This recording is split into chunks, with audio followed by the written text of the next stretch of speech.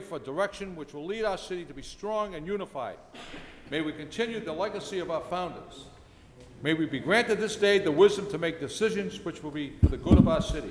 We also pray for your special blessing on all those who are working to transform our city and make it a better place to live and work. Amen. I pledge allegiance to the flag of the United States of America and to the republic for which it stands, one nation, under God, indivisible, with liberty and justice for all. Mr. Clerk, roll call, please. Councilor Armand Mercia. Here. Councilor Rita Mercia. Here. Councilor Milanazzo. Here. Councilor Broderick. Here. Mayor Caulfield. Here. Councilor Elliott. Here. Councilor Kazandrian. Councilor Lenzi. Here. Councilor Martin. Here. 9 present. The chair would like to recognize Councilor Rita Mercer. Thank you, Mr. Mayor. I'd like to offer a moment of silence in Darken Chamber for Ann Finn, a resident of the Christian Hill neighborhood in the Centerville section of Lowell.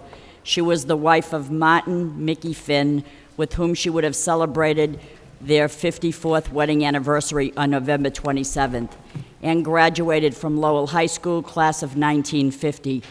She was a communicant of St. Michael's School and a member of the parish St. Vincent de Paul Society, where she had volunteered at the thrift store and was very active with St. Michael's School PTA, as well as volunteered her time cooking meals at the rectory.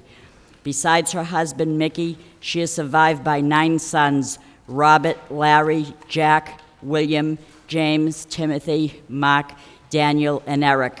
3 daughters, Mary Jo, Martha, and Colleen. She was also the mother of the late Joseph Finn. She was a pillar of the community. We extend our deepest sorrow, and Anne will be truly missed. Thank you. Thank you, Councilor Mercier. The chair would like to recognize Councilor Michael Lindsay. Thank you, Mr. Mayor. I'd like to offer a moment of silence for John Talty, who was born in Lowell February 16th of 1925. He was the son of the late Hugh and Mary Ellen Powers Talty. He attended St. Patrick's School and graduated from Keith Academy in 1942. He served with the 6th Armored Division in Europe during World War II. He received the Combat Infantryman's Badge, 2 Purple Hearts, and the Bronze Star, as well as other medals. He was a 33-year employee of the Lowell Post Office and served mostly in Centerville. He was active at all levels of the Carriers Union. He was a member. He is survived by his wife Vera Talty, son Jack, daughter Mary Ellen Waslick, and her husband Chuck, 2 grandchildren, Patrick and Gregory Waslick, and a sister-in-law, Catherine Talty. Thank you. May we all rise with darkened chambers for a moment of silence for these 2 outstanding citizens of our city.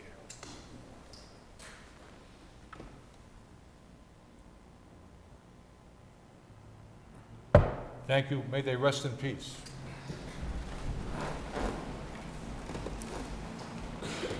Motion to accept the minutes of the last meeting by Councilor Broderick, seconded by Councilor Elliott.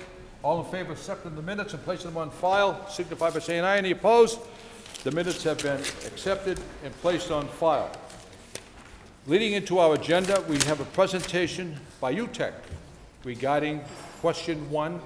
Would the representative please come forward and speak right into that microphone? Hello, my name is Masada. I'm a AmeriCorps member and I'm at UTEC. And so my teens would like to perform a quick skit for you guys. So I'm going to hand it over for them.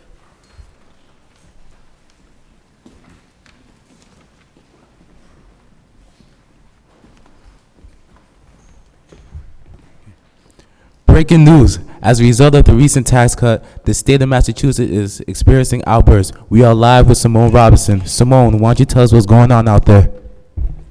Thank you, Stanley. I'm standing outside of what used to be known as Lowell High School.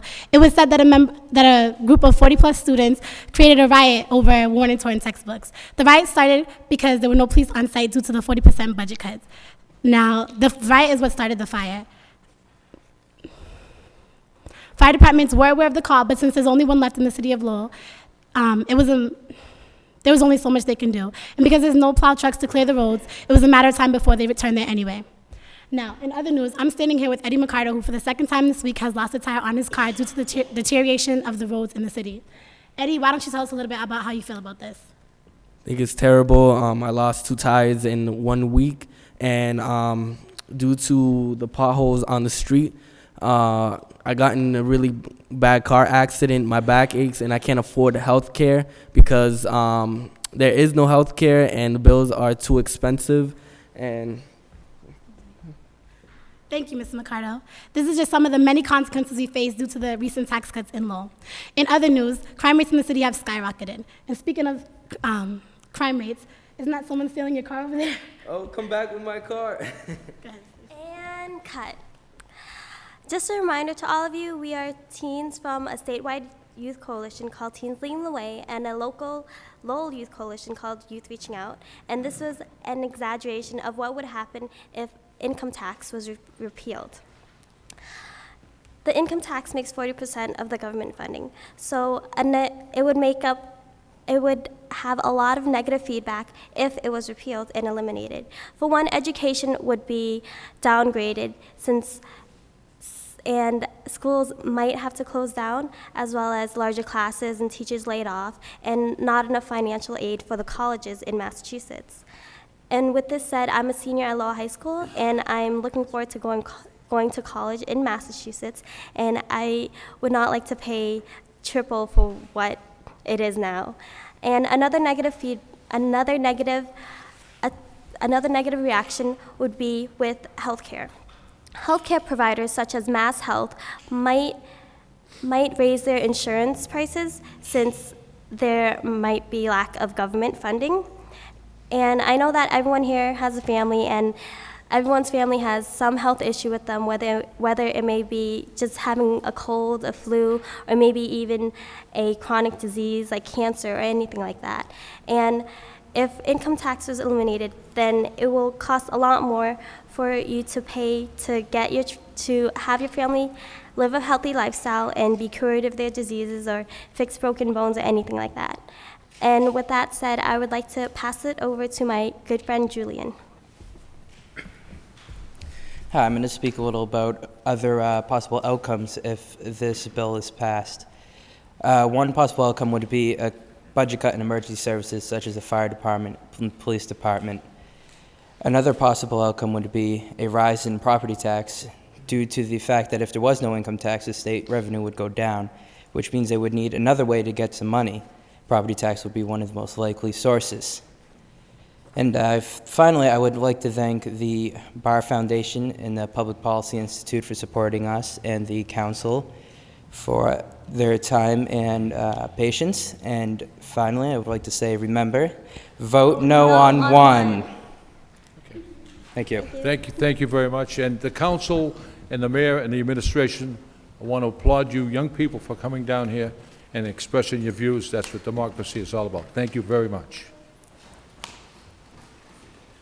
Moving on with the agenda, a gentleman who does great work in the city of Lowell. I know because I attend the YMCA and the great programs for the children. It's an honor to bring Ray Adams, the executive director of the YMCA, to the podium. Thank you very much.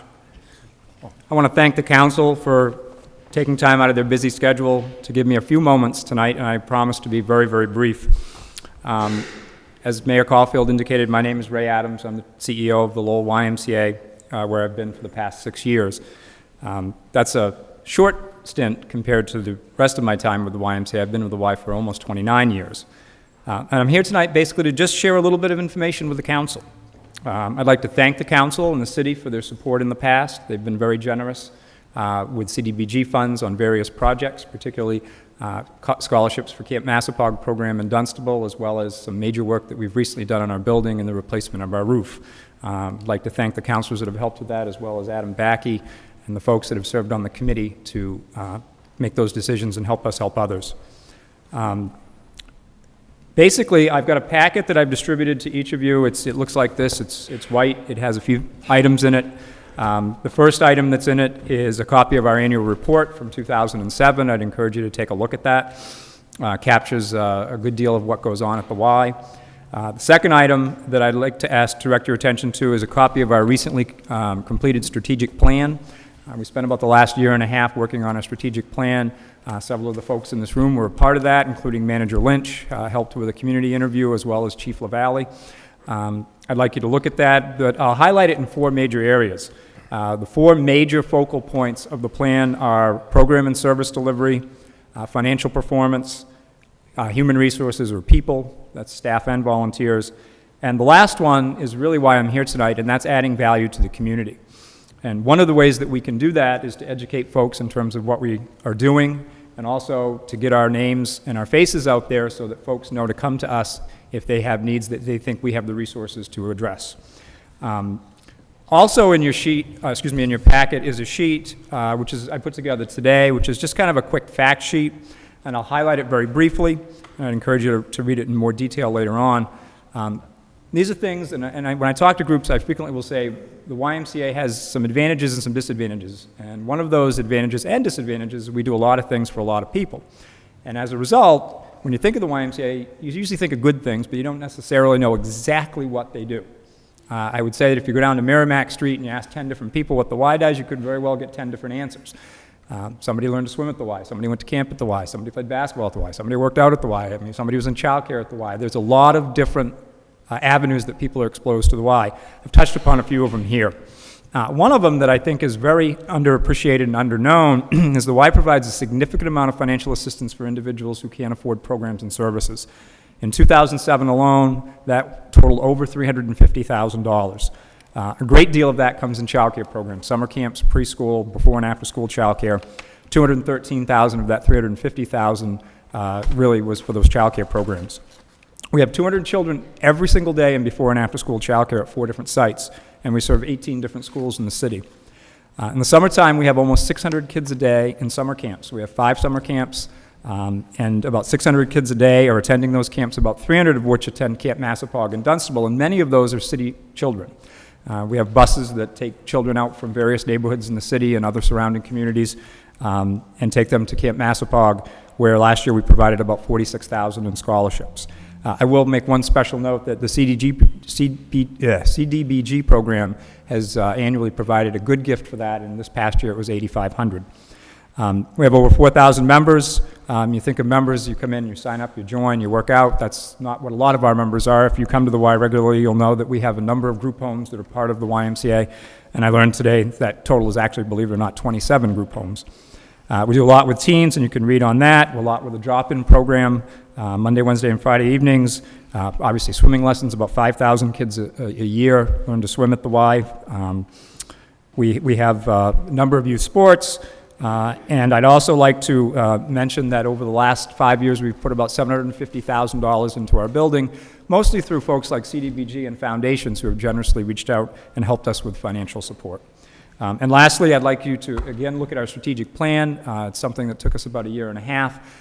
Please go through and take a look at that. If there's something in there that you think that you know of a group that really fits in and have needs, we'd love to be able to help them out. Again, I'd like to thank the council, and I'd like to thank the mayor for your time, and I have a very busy schedule, and I appreciate the opportunity to be here tonight. Mr. Adams, you've been there for 5 minutes thanking everyone, and the council, the mayor, and the administration, and the people of Lowell want to say thank you and the staff at the YMCA for everything you do, not for just the children, but the elderly as well. Thank you very much for your commitment. And Councilor Broderick, yes, give him a round of applause, please. Thank you. I know Councilor Broderick and Councilor Kazanjian are on the advisory board, and they work tirelessly along with other members. And I'm down there as much as I can, and I see what goes on, and it's dedication, dedication, dedication. Thank you. Thank you very much. Moving on with the agenda. Communications from City Manager Lynch. Any issues pertaining to those communications? Councilor Bill Martin. Thank you, Mr. Mayor. Mr. Manager, there's a communication about repair of bridges, the NL bridges on Broadway, I think, and Pawtucket Streets. Says there's some crumbling sidewalk work that's going to be done. I think those bridges right now are restricted and city buses can't go over them. Is this repair going to result in any improvements to the capacity there? Or? No, these improvements are really just to deal with the issue of the pedestrian safety, particularly on the Pawtucket, well, actually on both of those bridges.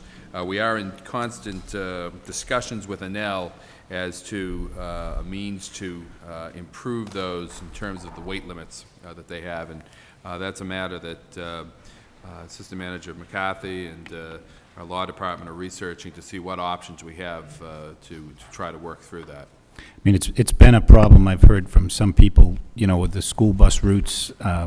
You know, some kids are on those buses now a lot longer than they need to be because the route has to find a way around those two bridges in particular. So any efforts we could make to keep the heat on there and get some improvements. Right, we are looking at you know, what means we have at our disposal, legal or otherwise, to enhance those bridges, with the thought being that you know, it's at some point making them eligible for some state or federal money. Unfortunately, in order to be eligible for state or federal money, they have to be municipally owned, and they can't be privately owned. This is an aspect of the city that many people clearly aren't familiar with, that in fact many of the bridges that go over the canals are in fact privately owned, and so the city is somewhat limited, but we continue to work on that. It's been an issue that has been worked on for a number of years now, and we will continue to do so, and certainly update the council as that moves forward. Okay, thank you. Council Broderick? Thank you, Mr. Mayor. I was just going to ask that we refer the report in response to your motion and my motion on the potential for 9C cuts. Sure. And what the city's plan or response or whatever is going to be to get that over to the Finance Subcommittee. And just to let people know, we have a correspondence in here. There's going to be a neighborhood subcommittee neighborhood meeting in the back central neighborhood to deal with the parking issue. Mr. Gomes, I believe, wanted to get some more public input so that if people can be aware and come and speak freely, so we can try and, I know this was before the neighborhood subcommittee, so maybe we can get some more feedback and try and take a step in the right direction. It's going to be it's a tough situation, and with winter coming, it gets more difficult. So I just wanted to mention that, he's going to be coming out to the neighborhood meeting on November 20th, I believe. I do know that there's many issues in the back Central Street neighborhood. I know Council Rita Mercier went on the weekly television show, and there's more than just parking issues. There's a lot of issues that have to be addressed, so that's a very important meeting. You all set, Council? Yes. Okay. Council Milonazo?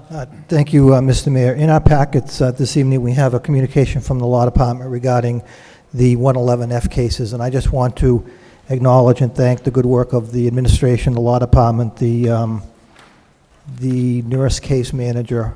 We have seen a marked improvement over going back just a few years ago. In fact, I came across a newspaper article, and the headline was, back in 2006, more officers out for injuries.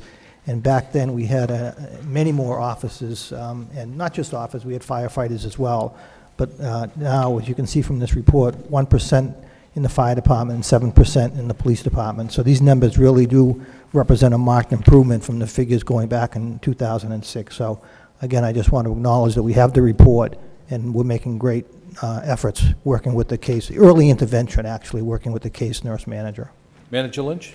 Councilor, thank you for noting that report in the communication section, and for the kind words regarding the progress that's been made. I will tell you that this has been a priority of the administration for the past 2 years. This has been a problem that's plagued many communities, and certainly Lowell is not immune from that. We did have some numbers a while ago, as you point out, that were very unfavorable to the city.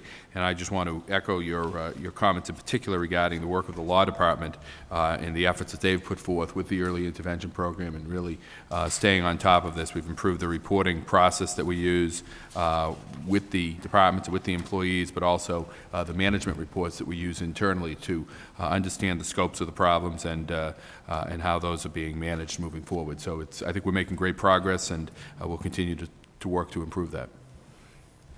Councilor Kazanjian.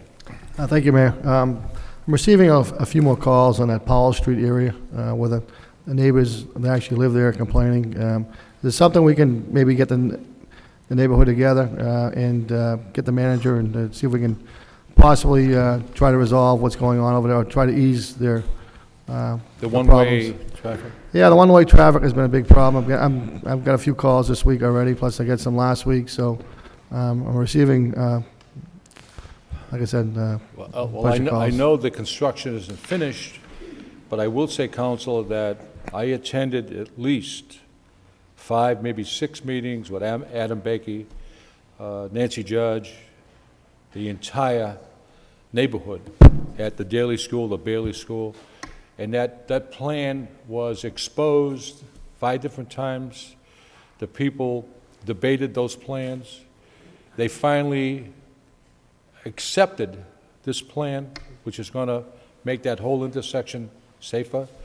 And I don't know what else the city could have done. They sent out notices to everybody, and there were 5 exhausting meetings. And Mass Highway was there, Massachusetts engineers were there, Adam Bakey was there, and the only way you can make it safer is the plan that they devised, and I don't know what else I can say, Council, that I don't know what they could do.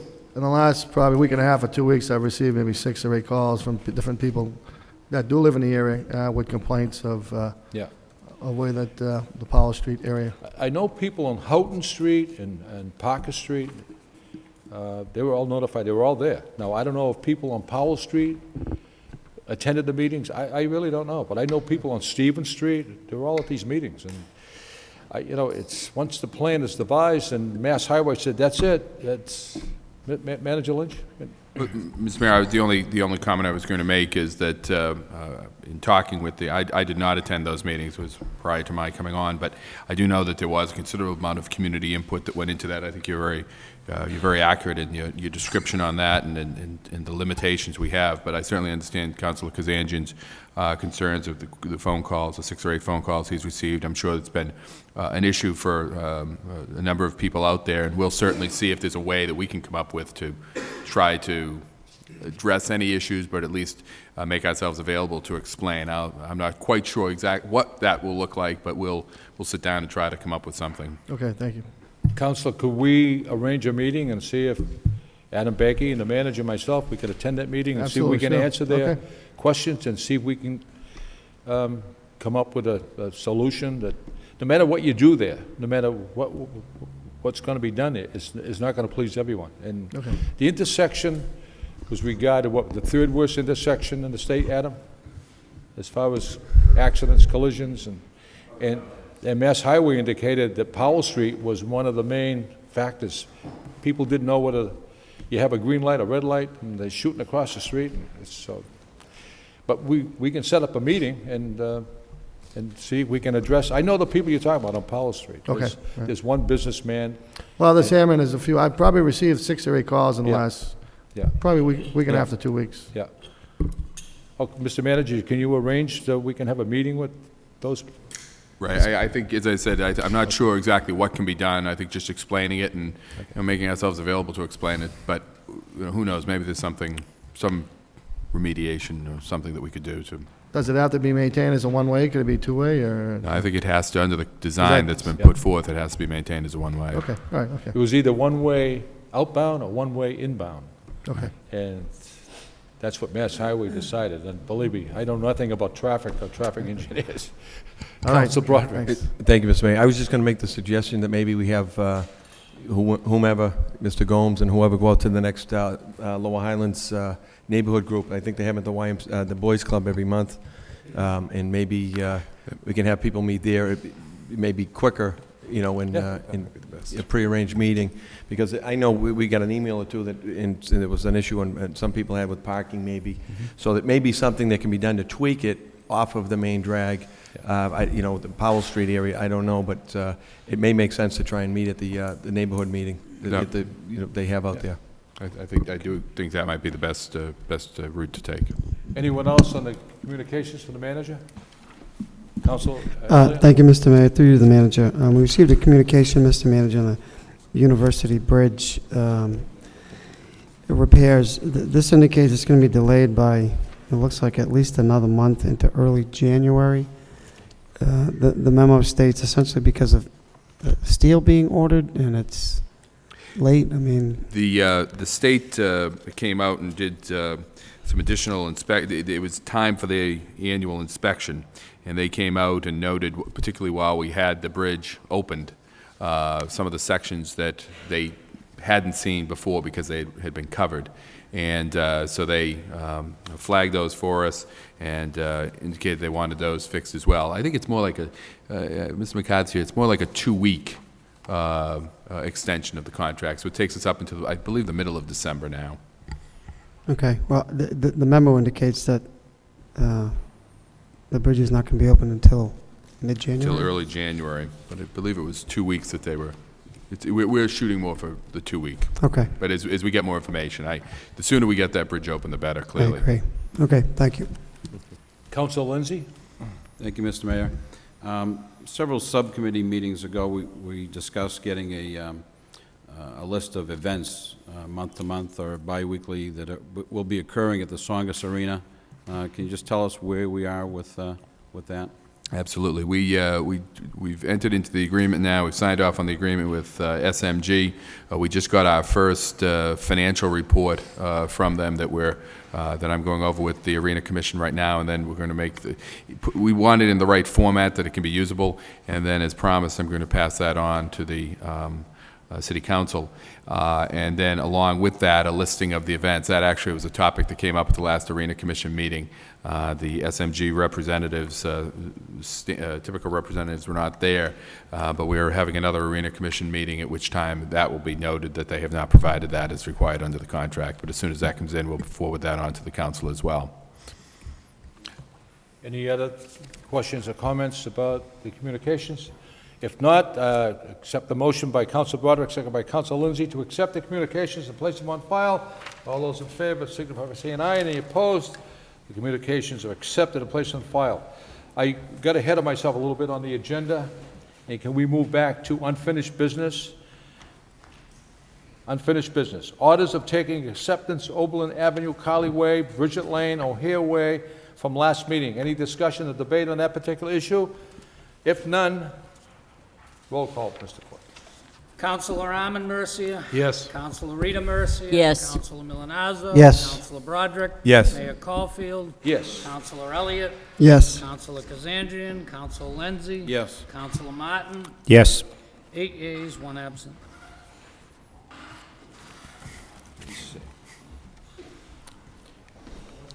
An ordinance amending the Code of Ordinances of the City of Lowell, Massachusetts, with respect to Chapter 11 thereof, entitled License and Permit Fees.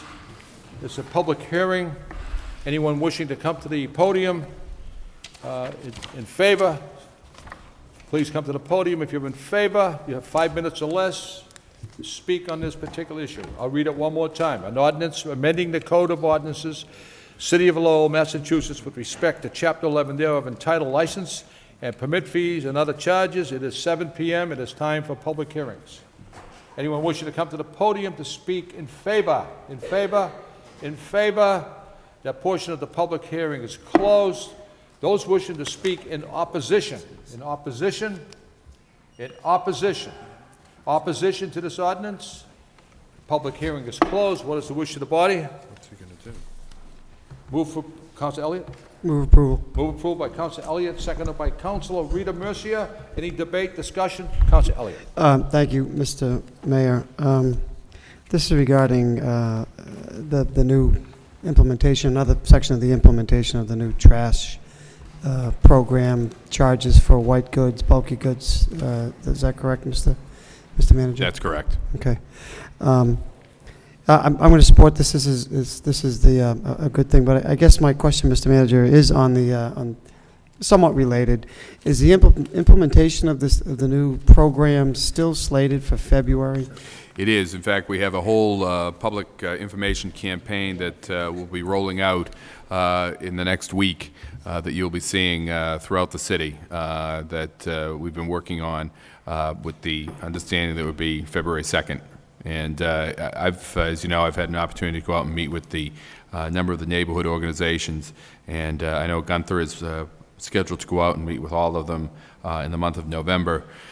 But they're all very anxious to see this program go into effect, and they're all looking at it. And I have to say, from what I'm getting from the residents I've spoken to, is they're looking forward to the February 2nd schedule. I guess I know that we discussed this when we were deliberating on the new program. I'm still concerned anyway that the weather, as I'm sure you are, and your administration has thought about this, but implementation in February with, snowbanks and, getting barrels to the folks home. Can we think about making it a little bit later? Does it make any sense to wait another month when the weather is a little bit, more conducive to, literally getting barrels out, or snowstorms, or I'm thinking getting trucks to pick up, the barrels and getting in out of the streets. I mean, if we have a heavy snow winter, that could complicate things. So, and I know we have some revenue projections based upon February, and that will impact it. But I think we all want this to go smoothly. And does it make sense to wait a little bit longer? We could have just as much snow, I suppose, in March as we do in February. But I thought when we spoke to some officials in Nashua, they suggested or strongly suggested that you wait till the nicer weather naturally. But what would be the monthly revenue impact? About $200,000. All right, so I guess you haven't thought about it, that you just were going with February. Oh, we've thought about it. That's how we know the number. Right. So yes, we in fact had hoped to have it in place even a month sooner. But if you may recall, we pushed that back into February so that we could do that. So yes, we have thought about it. And in a perfect world, yes, we would like to have it start July 1st or something like that, or June 1st. But we're anxious to get this going. Allied is because there is a cost implication to the city for that, and I think there are going to be issues right off the bat. That would happen whether it was February or whether it was June. But we certainly have thought about that as an issue. Getting the barrels out will be the responsibility of Allied. They don't seem to see a problem with that. We have a whole, as I say, a public information the campaign that TJ McCarthy and Gunther have been working on, and I think it's in some respects it's a good roll. It's tough weather-wise for the rollout, but I think that in terms of having people's attention, I think there'll be quite a bit of attention that we can focus on December and particularly January to get the information out and have them understand the program as it starts up. And we anticipate that there will be problems, and there's no doubt about that. And I think the council knows that as well going in, that this is going to be a learning curve for people, but we think that February is a doable time.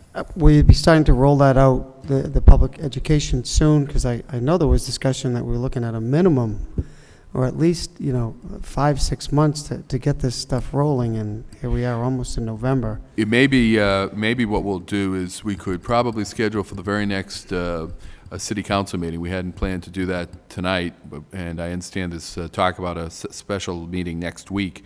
We could bring the council up to speed on the entire public relations and public information campaign.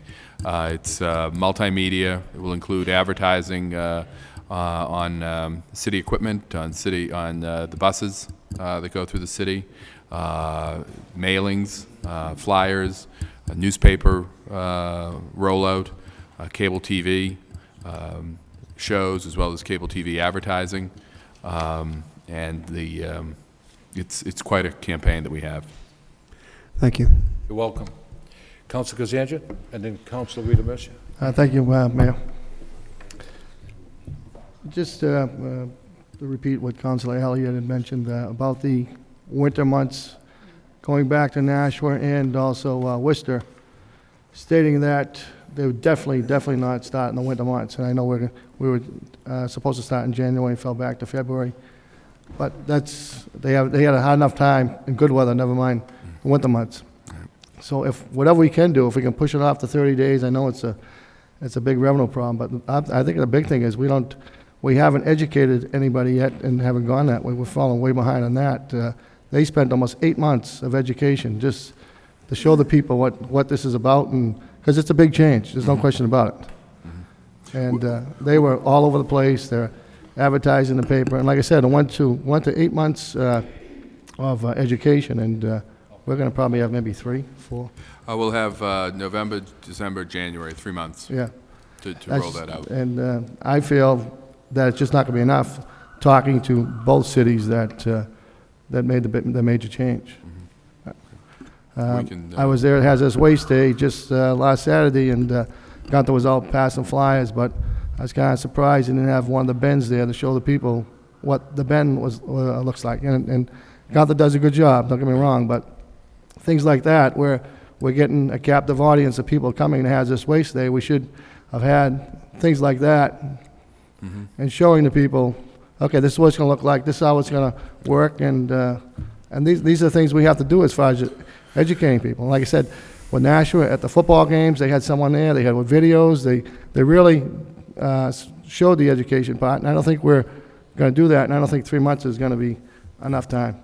Well, we do have, I agree that probably would have been a good, I think we've got almost everything else covered, but that would have been great to have it at the Hazardous Waste Day. And I'm sure there's other times when we could be doing things, and, you know, some people would think that we missed an opportunity there. I do think that TJ and Gunther have put together a great plan, and you know, we'll certainly explore the possibility, and again, there will be a cost implication to the city, and we can probably look at a way to, you know, the choice is whether it would be paid for out of the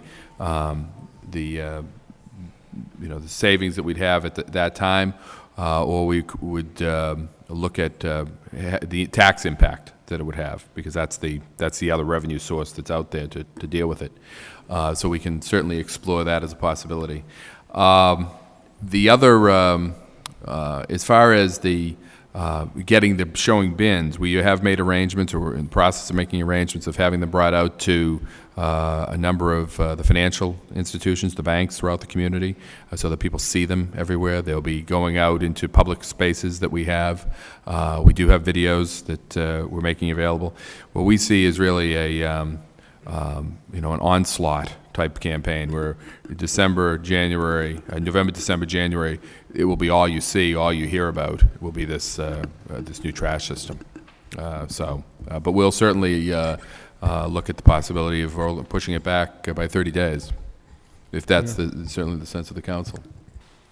Councilor Rita Mercier, then Councilor Lindsay, then Councilor Milonazo. Thank you, Mr. Mayor. Through you to the city manager, I'm curious about this particular aspect of the whole scenario of people that are not recycling, that buy that extra bags for $1.25 each. $1.50. $1. Oh, it's $1.50? It's yellow. Well, is that why we're paying a quarter more, because it's yellow? But anyways, so they put their bag on top of the tote bucket.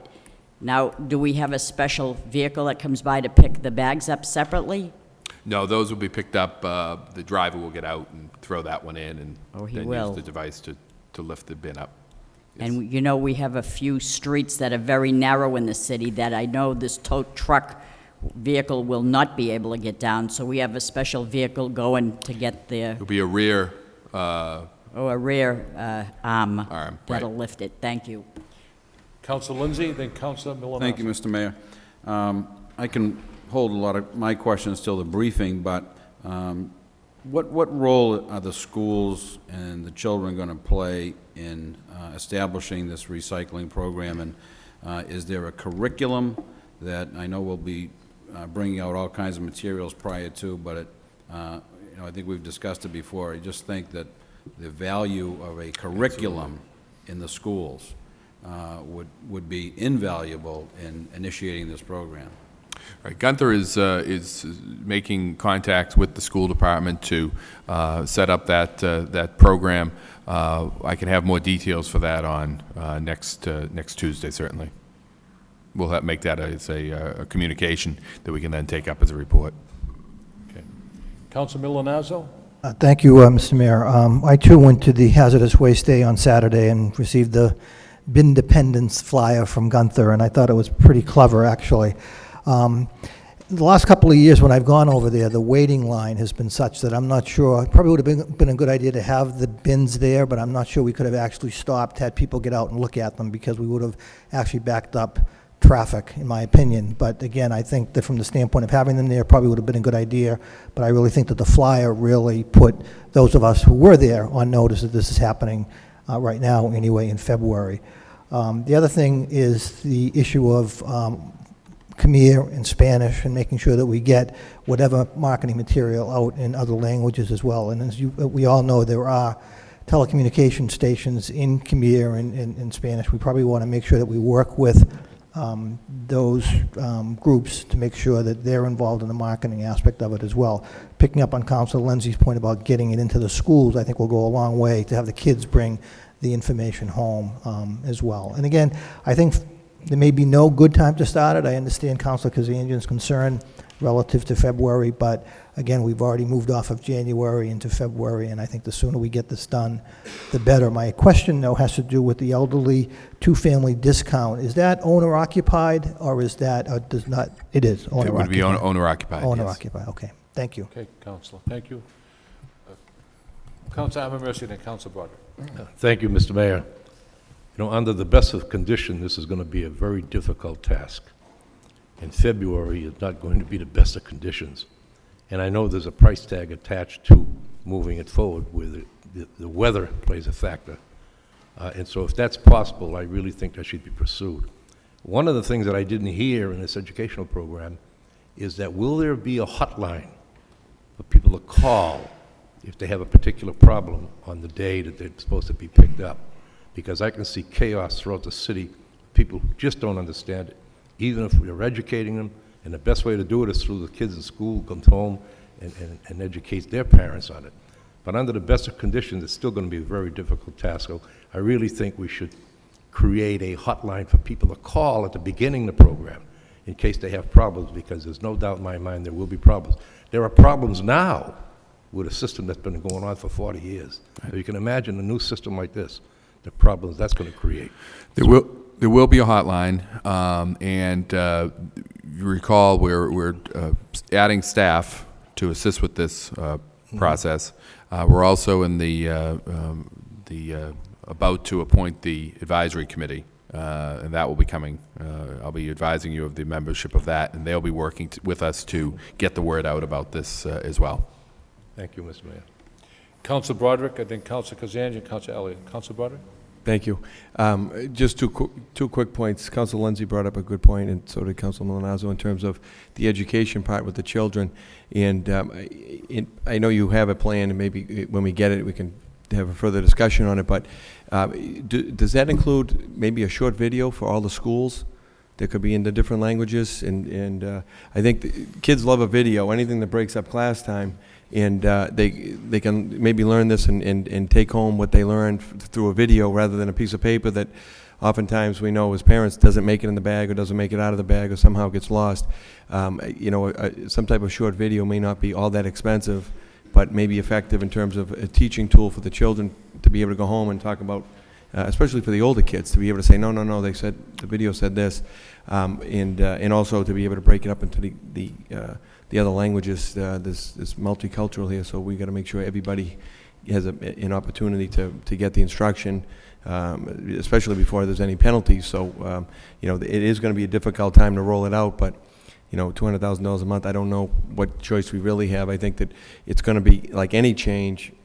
People aren't going to start paying attention and notice it and learn it until it's in effect. So I think that that's going to be a huge factor. But anything we can do to get it to you know, I think maybe the most cost effective is going to be to get it to the schools in, you know, the form of a video or something like that rather than paper. But also, I just lost my train of thought here. There was mention of 2 new positions. Could we get an update on that as when they're going to be brought in and how that is all going? Because that's going to be important. The education part is critical, but we're going to have enforcement issues, and people are going to need to have a hotline. You're going to need probably many hands to answer those phones. Mr. Manager? Councilor, in terms of the video, we're working with LTC right now on the development of a video. Whether we'll be able to make that available to every home or every school child, I'm not sure. It's a copy of it, but certainly we can. Well, not to take home, but to show in the classroom. To show in the classroom, yes. We will we make that available, and then we'll get the word out. Again, we have a number of mailings planned to get the word out on this. With regards to the positions, we're receiving applications now, and we hope to have some people on very quickly to work with that. And then that's almost more just the educational component. To have people on, and then we'll have those are only of a temporary nature, and then we'll expand their scope to be more of an inspector, and that will work in after that. If I might, a suggestion, this video that's made, played in the schools, but also it probably can put a link on the website for people at home.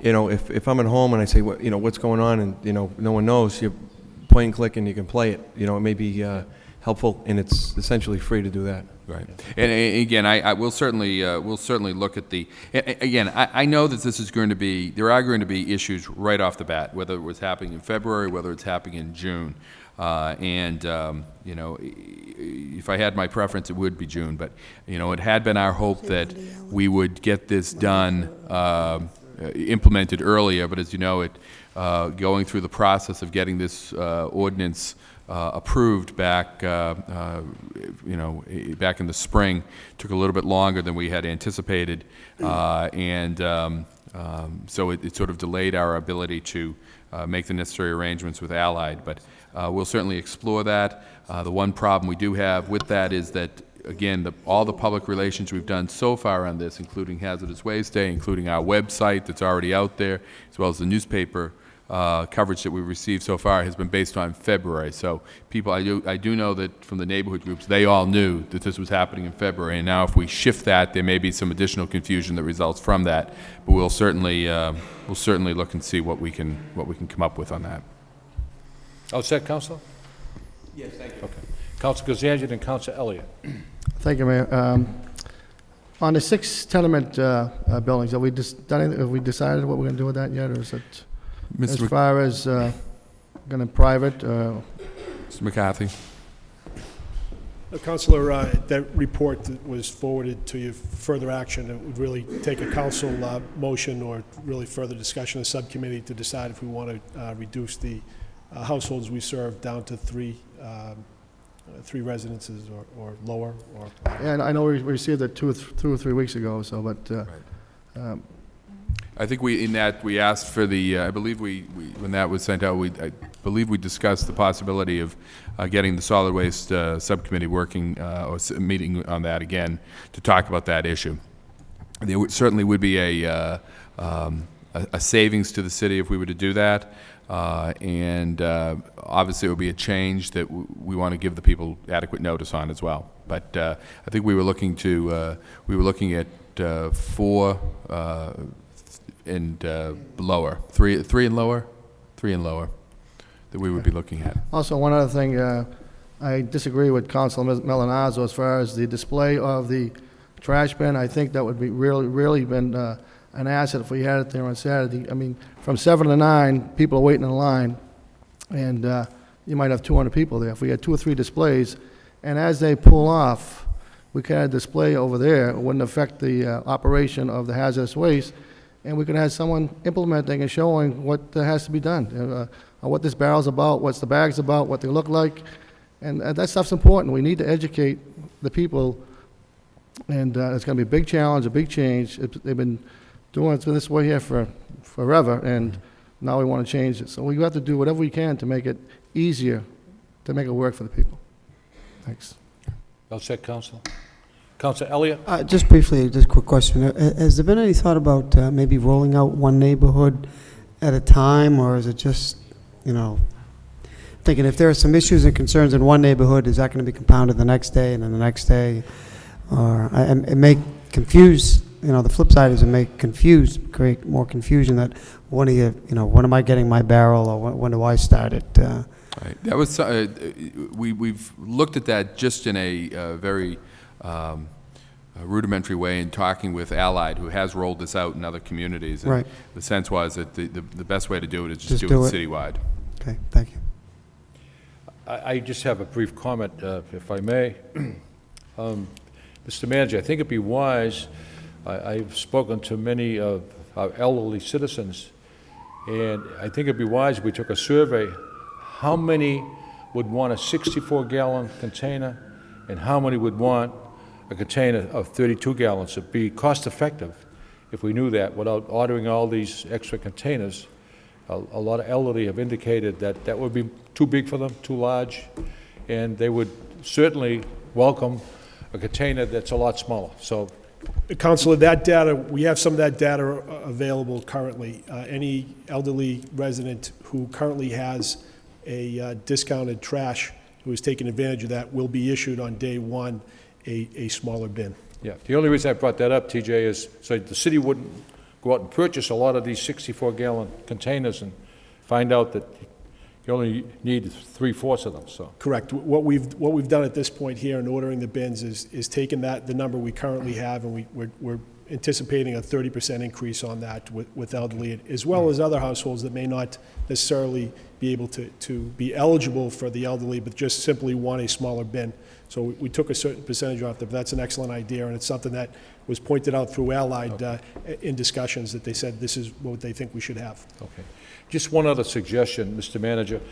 If LTC could certainly do a film the Allied waste in the process of emptying the barrels and so forth, and show that on LTC Channel 10, and let it be known in the Lowell Sun it's going to be shown as an educational format, and run that quite often for the next 2 months, I think it'd be very advantageous. So I don't know if you plan on doing that, do you? Mr. Mayor, I think responding to Councilor Broderick, I think I spoke that we're working on a video, we're developing a video with the cooperation of Allied. They already have a video. We'll meld that in. That was for the schools No, only? that's just a video The homeowners in general. too? Yes. Okay, Yep. fine. All right, Council Lindsay? And thank you, Mr. Mayor. Just finally, Mr. Manager, did you get a haircut this week? My hair fell out this week.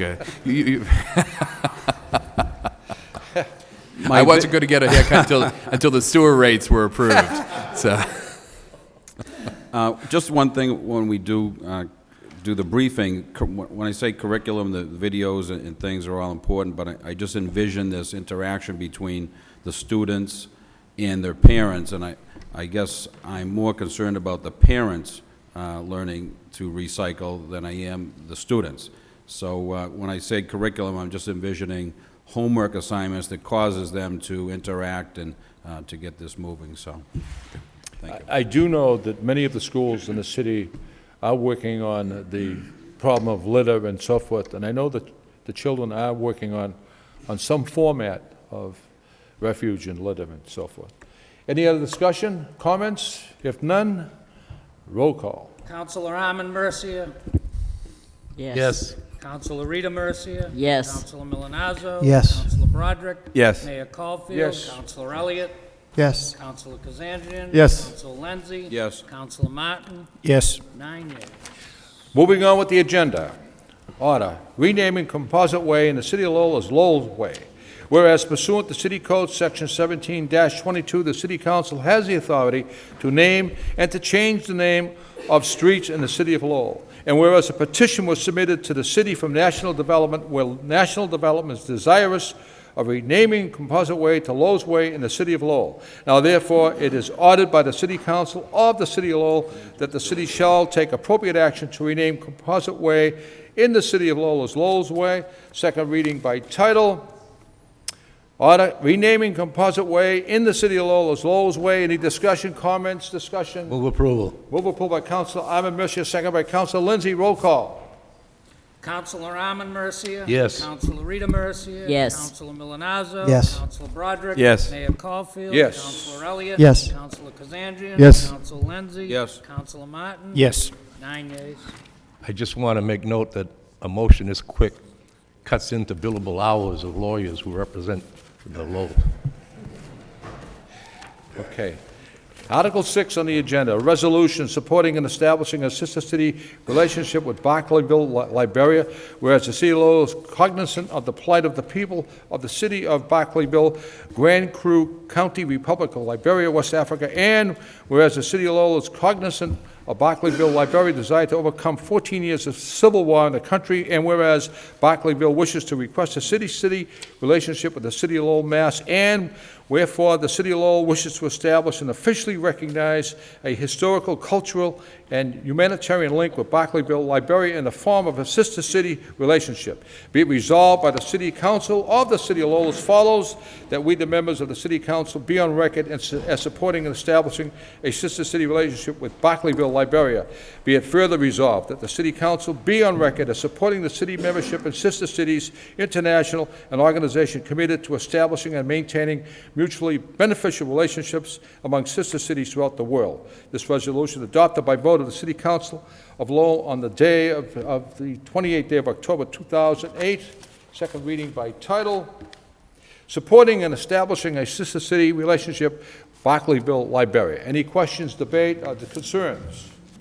Roll call. Councilor Armin Mercia. Yes. Councilor Rita Mercia. Yes. Councilor Milonazo. Yes. Councilor Broderick. Yes. Mayor Caulfield. Yes. Councilor Elliott. Yes. Councilor Kazandrian. Yes. Councilor Lenzi. Yes. Councilor Martin. Yes. 9 yeas.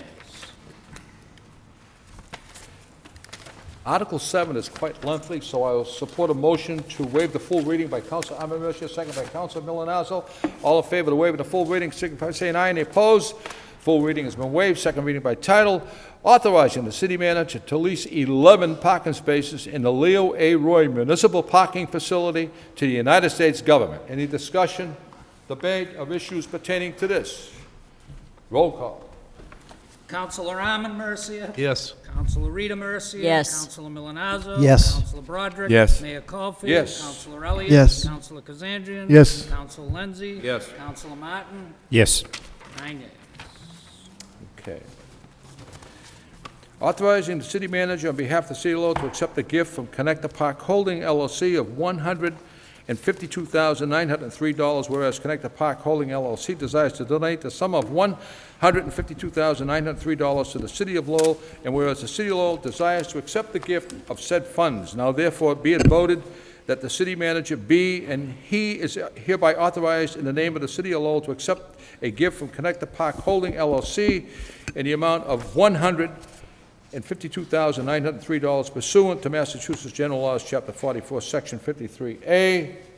Be it further voted that we, the members of the City Council of the City of Lowell, jointly and severally do hereby commend and officially extend the gratitude of the City of Lowell to Connector Park Holding LLC for the generosity displayed through the donation of the aforesaid funds to the City of Lowell.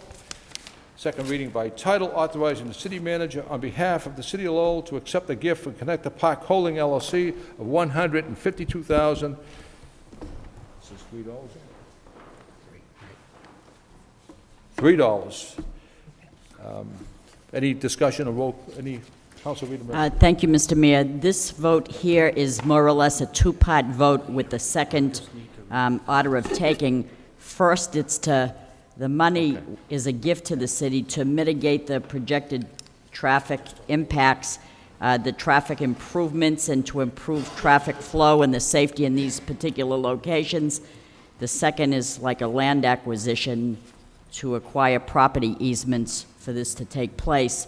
Are we going to have any permanent traffic improvements, like at the lights on the corner of Stevens and Chelmsford? Are we going to have anything permanent so that I know that this money is really beneficial for that area to lessen the impact of the traffic flow, but are we going to have something after Lowe's is already built to help with the improvements at the traffic signals? Would that, like what I'm saying is arrows turning to allow people to take the proper turns? Adam? Yes, thank you, Councilor. Good evening. As part of permitting the Lowe's project, both at the local level and at the state level, they were required to do a series of off-site mitigation measures, which include substantial improvements to 3 intersections. The intersection of Stevens Street, Chelmsford Street, and Industrial Avenue, the intersection of Industrial Avenue and Composite Way, which I guess as of a few minutes ago is now called Lowe's Way, and the intersection of Parker and Stevens Street in the Highlands, which are 3 locations that are anticipated to be impacted by the development, that was their traffic study concluded that. They will be doing a complete reconstruction of all of those intersections with complete new signal systems. And at the 2 intersections down along Industrial Avenue, the work that they're proposing to do requires some sliver acquisitions along the edges to enable them to widen the roadway to accommodate additional traffic, including some turn lanes and some turn signals and things much like you're requesting. The votes that are before you this evening, the first one is to accept a donation from the developer to pay the costs of those land acquisitions. The second vote, if you choose to accept the first one, the second vote will be to actually execute the eminent domain acquisitions of the easements that are necessary to do the work. And it's my understanding that as of today, the developers have negotiated friendly agreements with all of the impacted parties. Well, that's wonderful. What do we expect to see for improvements down at Parker and Stevens? The most significant improvement there will be that intersection, which has long met the warrants, and it's been the subject of several city council motions that we haven't had the budget to respond to, will be signalized. So we'll be replacing that 4-way stop sign with a full traffic signal as a result of the project. And that will be funded out of, no city funds will be used. It will be funded out of the developer's costs, and the developer actually has written a grant that is going to come through the city to pay for some of those costs as well. Thank you very much. That's good. Any other questions or discussion before we have a roll call? Roll call. Councilor Arman Mercia. Yes. Councilor Rita Mercia. Yes. Councilor Milonazo. Yes. Councilor Broderick. Yes. Mayor Caulfield. Yes. Councilor Elliott. Yes. Councilor Kazandrian. Yes. Councilor Lenzi. Yes. Councilor Martin. Yes. 9 yeas. Order of taken to take by eminent domain permanent and temporary easements in certain parcels of land in the city of Lowell for municipal purposes, to wit, in furtherance of roadway improvements on Chester Street, Industrial Avenue, and Composite Way. This is quite lengthy. Moved to waive the full reading by Councilor Elliott, seconded by Councilor Kazanjian. All in favor of waiving the full reading, signify by saying aye. Any opposed? The full reading has been waived. Second reading by title. To take by eminent domain permanent and temporary easements in certain parcels of land in the city of Lowell for municipal purposes, to wit, in furtherance of roadway improvements on Chester Street, Industrial Avenue, and Composite Way. Any discussion, any debate on this particular issue? None? Roll call. Councilor Arman Mercia. Yes. Councilor Rita Mercia. Yes. Councilor Milonazo. Yes. Councilor Broderick. Yes. Mayor Caulfield. Yes. Councilor Elliott. Yes.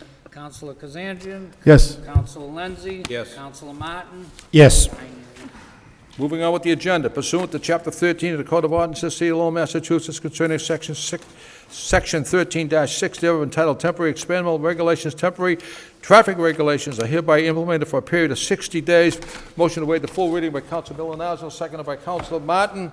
All in favor of waiving the full reading, signify by saying aye. Any opposed? The full reading's been waived. Second reading by title, pursuant to Chapter 13 of the Code of Ordinances, City of Lowell, Massachusetts, concerning Section 13-6 thereof, entitled Temporary Experimental Regulations, Temporary Traffic Regulations, are hereby implemented for a period of 60 days. Any discussion, debate on this issue? If none, roll call. Councilor Arman Mercia. Yes. Councilor Rita Mercia. Yes. Councilor Milonazo. Yes. Councilor Broderick. Yes. Mayor Caulfield. Yes. Councilor Elliott. Yes. Councilor Kazandrian. Yes. Councilor Lenzi. Yes. Councilor Martin. Yes. 9 yeas. Order of taking and acceptance of various streets to take by eminent domain and to fee certain parcels of land in the city of Lowell for municipal purposes, to wit, the layout and acceptance of the following named streets and other municipal purposes associated therewith.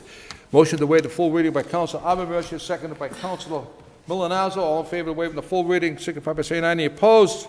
Full reading has been waived. Second reading by title, to take by eminent domain and fee certain parcels of land in the city of Lowell for municipal purposes, to wit, the layout and acceptance of the following named streets and other municipal purposes associated therewith: Angel Street, Factory Street, and a portion of Manufacturer Street. And I believe that's at the council approval. That will be going to a public hearing November 25th. Any discussion or opposition to sending this to a public hearing? If none, it's going to a public hearing November 25th.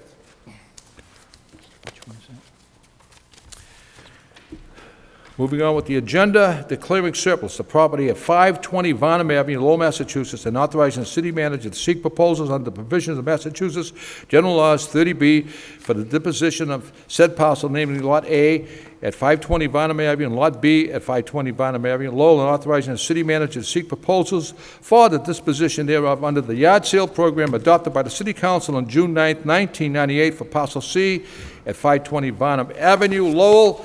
Motion to waive the full reading by Councilor Martin, seconded by Councilor Lindsay. Any opposed of waiving the full reading, signify by saying aye. Any opposed? The full reading has been waived. Second reading by title, declaring surplus the property at 520 Varnum Avenue, Lowell, Mass., and authorizing the city manager to seek proposals under the provisions of Massachusetts General Laws, Chapter 30B, for the disposition of said parcel, namely Lot A at 520 Varnum Avenue and Lot B at 520 Varnum Avenue, Lowell, and authorizing the city manager to seek proposals for the disposition thereof under the yard sale program adopted by the City Council on June 9th, 1998 for parcel C at 520 Varnum Avenue, Lowell. Any discussion on this? Yes. Councilor Rita Messer. Thank you, Mr. Mayor. I'm just curious if you could explain to me, are these 3 parcels being sold separately, or it's a possibility they could go out 30B for the whole 3? How is this going to take place? Well, they certainly could. Someone could come in and buy all of it, but I believe it's being put out. I'll ask Adam Bakey to address the specific question. It's being put out separately. Yeah, it's been, this is the response of some correspondence with the council from several months ago, where this parcel was identified, that it's a sizable piece of land that was identified by the Conservation Commission and the Lowell Parks and Conservation Trust, as well as by the neighborhood plan in that area, as a piece of land that would be valuable for conservation purposes. However, it's also a piece of land that is buildable and has some monetary value to the city. And as a compromise that was sort of worked out among the parties, it was decided and recommended that a single building lot be carved off that could be sold as a building lot. That's one of the parcels. That will be RFP'd as a building lot. The large portion of the property that has more conservation value will be sold with a conservation restriction. It will be an RFP as well to somebody who may be interested in acquiring that and then conserving it and preserving it in perpetuity. And then the third is a very small piece of land that has been being used by an abutting property owner who believed it was actually a portion of their yard, and it will be made available under the yard sale program. It's very likely that that particular property owner will be the one who will ultimately receive that. So it's quite likely there may be 3 different Because it's parties. only parcel C that'll be offered through the yard sale program, right? Correct. That's because correct. I was under the impression the whole shebang was the yard sale, but it's only C, parcel C, which is makes sense. Will the city get any equity of the $89,000 back Yeah, when it's this property anticipated is sold? that the building lot will actually sell for more than that as its minimum price. So it's anticipated that we'll recover our equity through that. Okay. The conservation parcel does have a value, but it's a fairly small value because it wouldn't have building rights anymore. But somewhere along the line, we're going to get our $89,100 and that is the something back, objective. right? Yep. That's the Okay, plan. I'm just making sure we do. Thank you. Any other, Councilor Milonazo? Thank you, Mr. Mayor. As Adam Bakey indicated, this is something that we've been talking about for quite some time, and there are representatives from the Lowell Parks and Conservation Trust here this evening. They certainly have an interest in parcel B, where the land will have a permanent conservation restriction, as Adam indicated, on that particular lot. So again, I think that this is a good resolution to something that this council and the neighborhood has been talking about and looking for some time. Thank you. Councilor Bill Martin? Thank you, Mr. Mayor. I guess I need to disclose I'm on the board of the Lowell Parks and Conservation Trust, although from what I understand, I know I won't derive any financial benefit from this vote, I think, nor will the trust, though it's an advocate for the open space program here that's consistent with the mission of the trust, and I think I can vote on this. Councilor Kazanjian? Thank you, Mayor. Just so I understand this, Lot A is a buildable lot. Lot B is just going to be open space, is that correct? That's correct. So it's going to be sold just as open space, and C is a yard sale? That's correct. Right. Yeah, I think it's a great idea that we get some type of revenue out of this land, so put on the tax roll. Any other debate? I just want to say that the Parks and Conservation Trust, they do great work in the city, great work. Roll call? Councilor Armin Mercia. Yes. Councilor Rita Mercia. Yes. Councilor Milonazo. Yes. Broderick. Yes. Mayor Caulfield. Yes. Councilor Elliott. Yes. Councilor Kazanjian. Yes. Councilor Lenzi. Yes. Councilor Martin. Yes. 9 yeas. Moving on with the agenda, vote approving the Tremont Mills Economic Opportunity Area EOA. Motion to waive the full reading by Council Broderick, seconded by Council Elliott. All in favor of waiving the full reading, signify by saying aye. Any opposed? The full reading has been waived. Approving the Tremont Mills Economic Opportunity Area EOA. Any discussion, debate on this particular issue?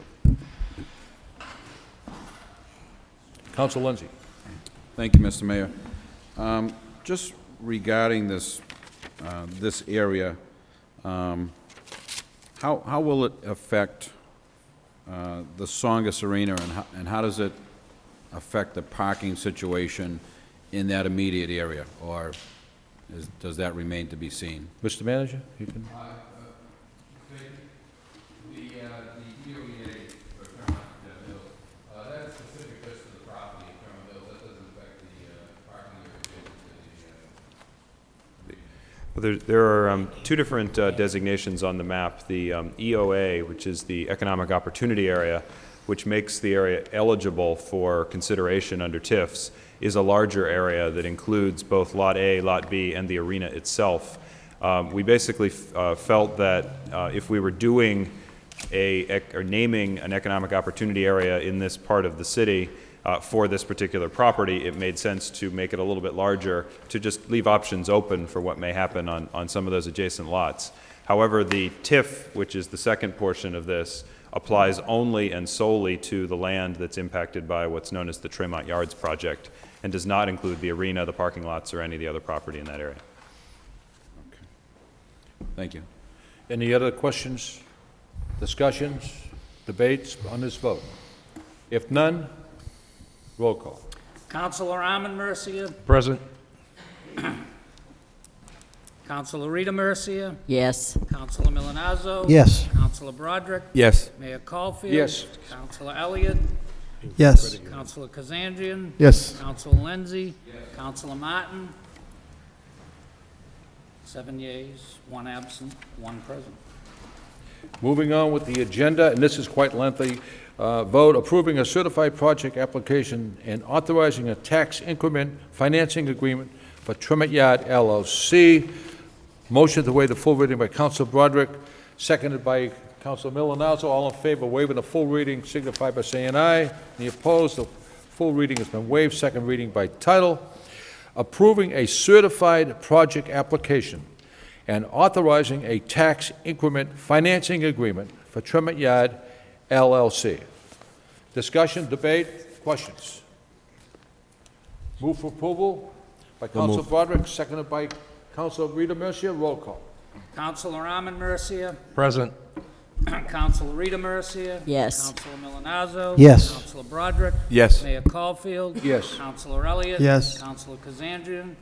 Yes. Councilor Lenzi. Yes. Councilor Martin. 7 yeas, 1 absent, 1 present. Moving on with the agenda, vote rescinding so much of a prior vote dated May 29, 2007 that relates solely to the taking by eminent domain pursuant to General Laws, Chapter 83, Section 1, certain easements of the Massachusetts Bay Transportation Authority, MBTA, on or about northeast of 130 Bowden Street, Lowell, Mass. Motion to waive the full reading by Council Kazanjian, seconded by Council Lindsay. All in favor of waiving the full reading, signify by saying aye. Any opposed? The full reading has been waived.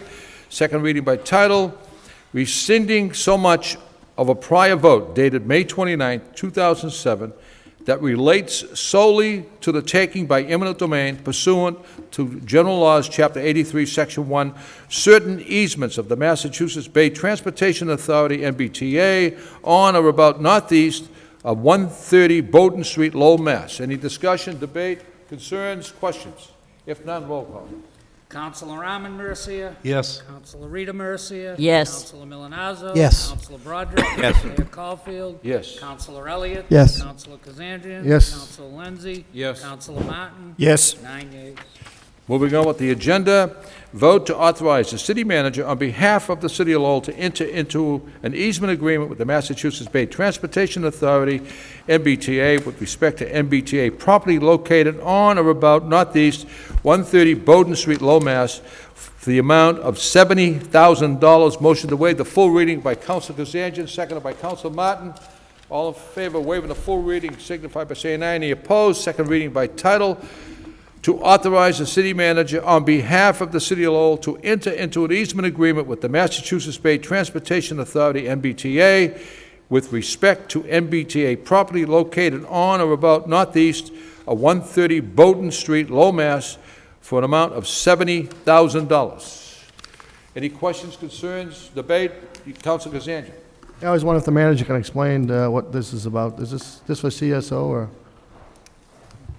I'm going to ask that Assistant Solicitor Leahy explain. That he's been working on this issue. This relates to our CSO project, and yes. Right. So if you could explain this, Brian. Sure. This goes back to the CSO project. Very briefly, to get the funding for the project, we had to certify to the state that we were either had rights in the land or were in the process of getting rights in the land. In March '07, this council voted to give the manager authority to enter into negotiations, and if those fail, to take it by eminent domain. To keep it on track with the bid that went out in the construction project in May, this board, or this council, voted to take two properties, or easements in two properties. Subsequent to that, the MBTA had issues with both the taking itself and the amount. The city filed a petition with the Department of Public Utilities, which manages these issues. We went into the MBTA, we met with them, we discussed why we had to have a permanent right in the land, and that once the pipe goes in, the pipe can't move. And so we were able to work through all of the differences. However, in order to protect the MBTA's interest, they wanted to give us the easement versus us taking it. So this is more form than substance, as we're getting the easement. However, we're relinquishing it through eminent domain, but we're getting it through the MBTA in a friendly taking. So are we're buying the property? Is that what, or is it just an easement? It's an easement, but essentially it's over 11,000 square feet. That kind of, the MBTA property is a triangle, and it rips a pretty good portion out of that property that will only be used it's an easement, but it takes a good. And we're paying $70,000 for the easement? Yes. For the CSO? Yes. Okay, thank you. Any other concerns, questions pertaining to this vote? If none, roll call. Councilor Armin Mercia. Yes. Councilor Rita Mercia. Yes. Councilor Milonazo. Yes. Councilor Broderick. Yes. Mayor Caulfield. Yes. Councilor Elliott. Yes. Councilor Kazanjian. Yes. Councilor Lenzi. Yes. Councilor Martin. Yes. 9 yeas.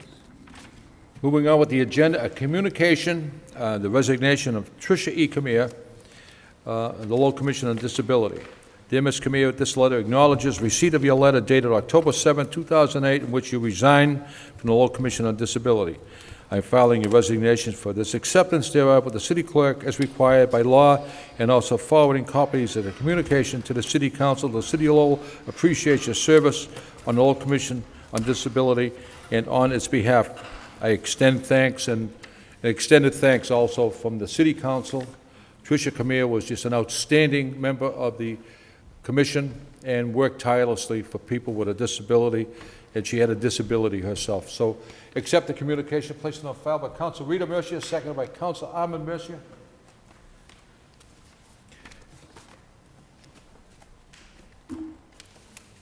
Moving on with the agenda, vote authorizing the city manager to apply for, accept, and expend funds in the form of a grant from the Department of Environmental Protection on behalf of the City of Lowell for use in the City of Lowell recycling program administered through the Department of Public Works.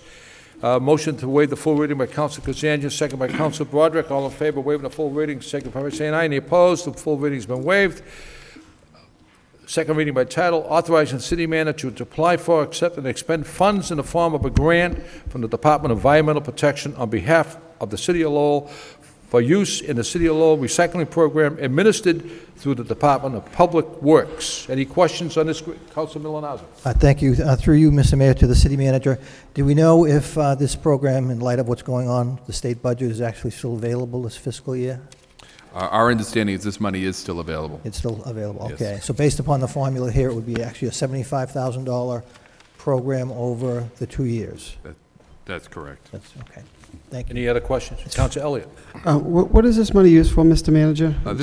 This will be used for Because the... there's a matching component to this, right? There's 12, I'm sorry, I meant to interrupt you. I asked the That's question. okay. No, go, you can finish, Councilor. There's a 12,500 matching component on this. That's correct. This is funding 2 solid waste inspectors Oh, so this is for the- us. And since we've already funded 1 solid waste inspector full-time, this will allow us to take that money, divide it, and get matching money from the state to add 1 more position. So there's no net impact to the city, but we do benefit by the fact that we receive this money, which will allow us to put 1 more inspector out on the street. Thank you. Any other questions to debate? Roll call. Councilor Arman Mercia. Yes. Councilor Rita Mercia. Yes. Councilor Milonazo. Yes. Councilor Broderick. Yes. Mayor Caulfield. Yes. Councilor Elliott. Yes. Councilor Kazandrian. Yes. Councilor Lenzi. Yes. Councilor Martin. Yes. 9 yeas. Everyone has the revised agenda before you. This article, which is Article 19, was omitted from the agenda, and it was just a mistake, and that's why we have erasers on pencils. But I'm going to read the first paragraph. It's quite lengthy, and I'll ask for a waiver of the full reading. Rescinding a prior vote dated September 27, 2005, and declaring surplus the property at 100, 152, and 174 River Place, Lowell, Massachusetts, and authorizing the city manager to seek proposals under provisions of Massachusetts General Laws, Chapter 30B, for the deposition of said parcel, namely 100, 152, and 174 River Place, Lowell. Motion, everyone has this before them. Motion to waive the full reading by Councilor Milonazo, seconded by Councilor Arman Mercia. All in favor of waiving the full reading, signify by saying aye. Second reading by title.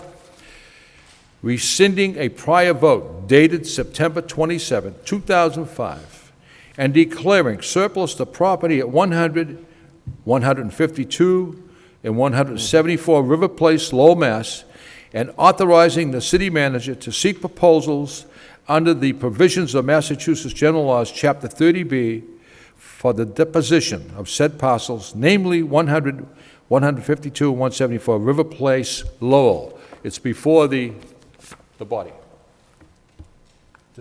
I said disposition, didn't I? Councilor Rita Mercia.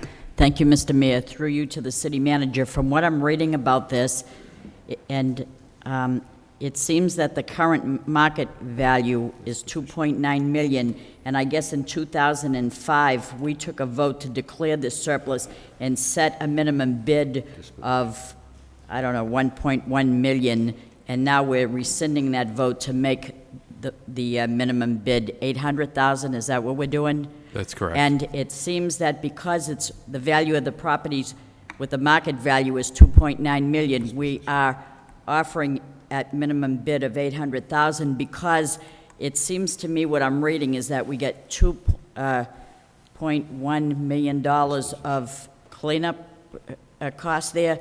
How do we derive that? How do we get to the fact that someone put a value on the amount of cleanup that has to be done there? I'll ask Mr. Bakey to respond to Yes. that question, and perhaps to give a history on this this particular parcel. Sure. This is a parcel that I think most of the council is familiar with, but for those who are not, and those maybe viewing at home who may not be, these are, it's actually 3 parcels, but it essentially is it is one lot in most respects to the observer. It's the parking lot adjacent to the Songus Arena, essentially located between the River Place Towers and the Ayotte Garage and the Songus Arena. A few years ago, the city council declared this property surplus, and the city, through the DPD, issued an RFP looking for developers interested in developing on the property. At that time, it had been appraised and valued at basically $1.2 million. That appraisal did not take into consideration in any way the environmental conditions on the site. We did have some environmental information at that time, but it was fairly limited. And as you may recall, the city received only one proposal from that RFP process. It was ultimately deemed an incomplete proposal that could not be accepted.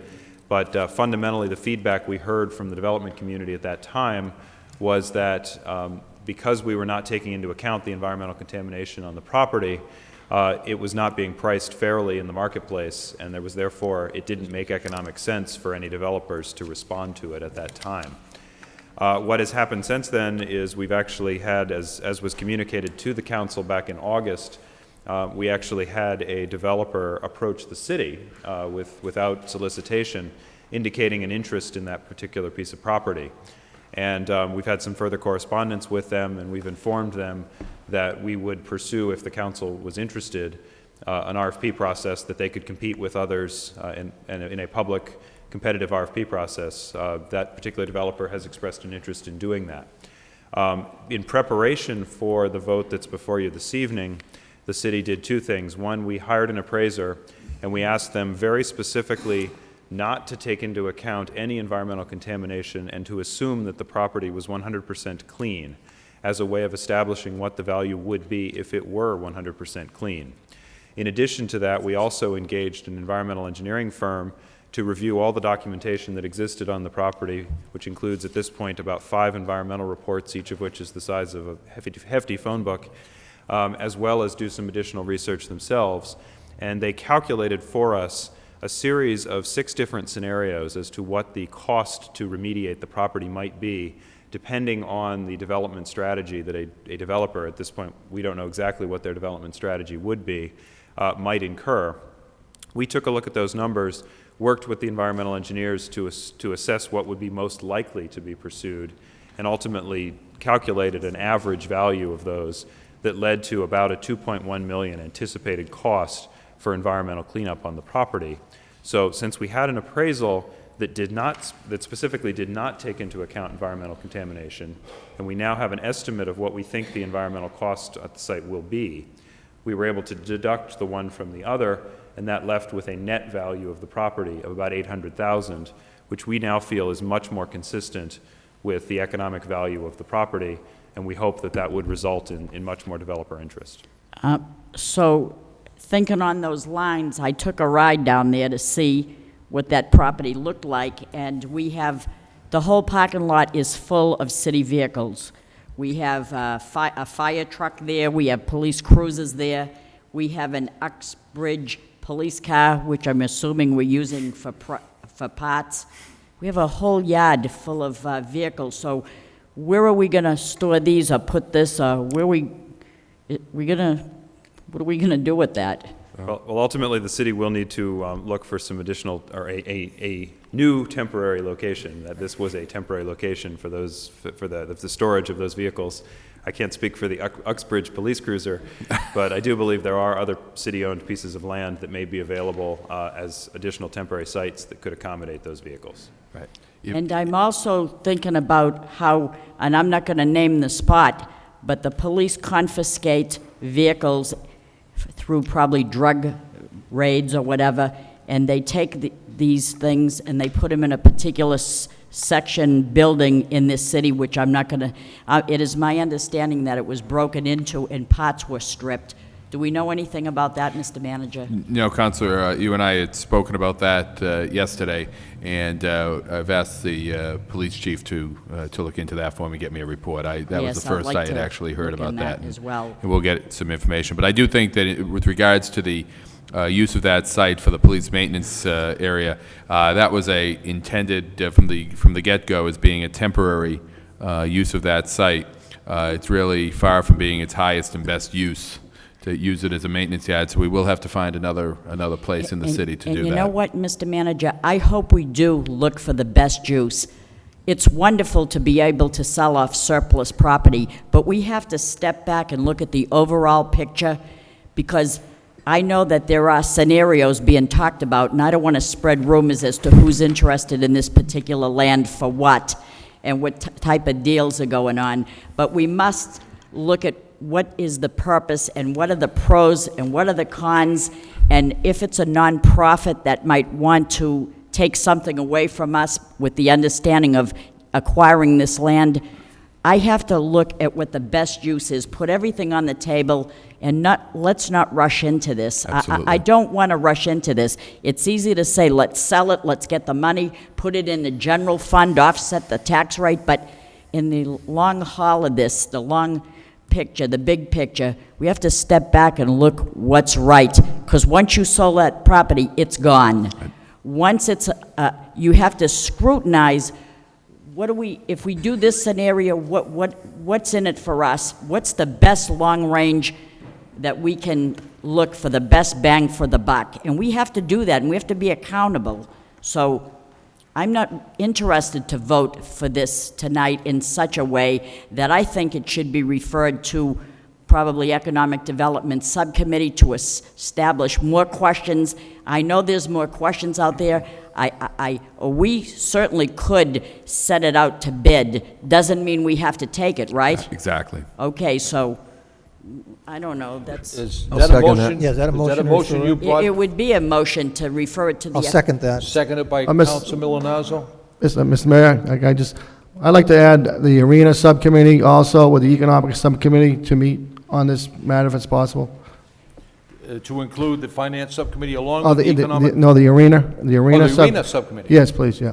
Okay, someone second that motion? Yes. Second by Council Lindsay.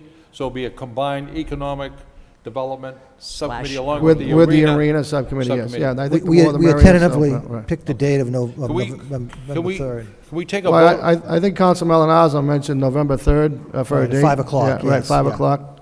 I think everybody's pretty much on board with that, so. Well, that motion is before us. All in favor of the motion? Well, I wanted to be heard. You, on the motion? Yeah.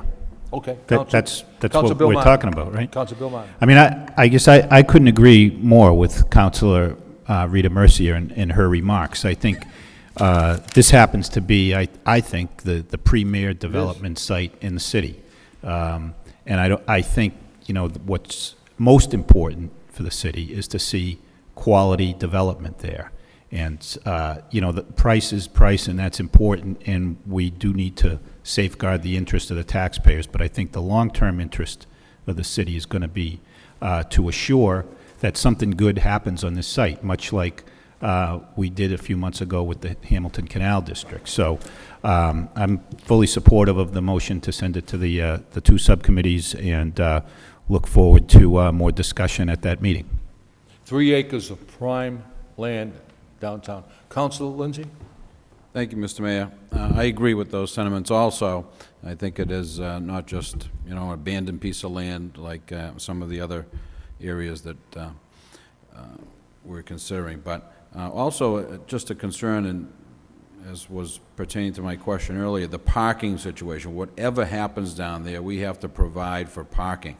And the last thing we would want to do would be, leasing back parking or spaces or anything like that. So I think we just have to be very careful, and I would appreciate maybe if Chuck Carney was at that meeting also, to give us a report on the A-Yard parking garage and how much usage that's getting and how it would fit into those plans. Manager Lynch, I'm sorry.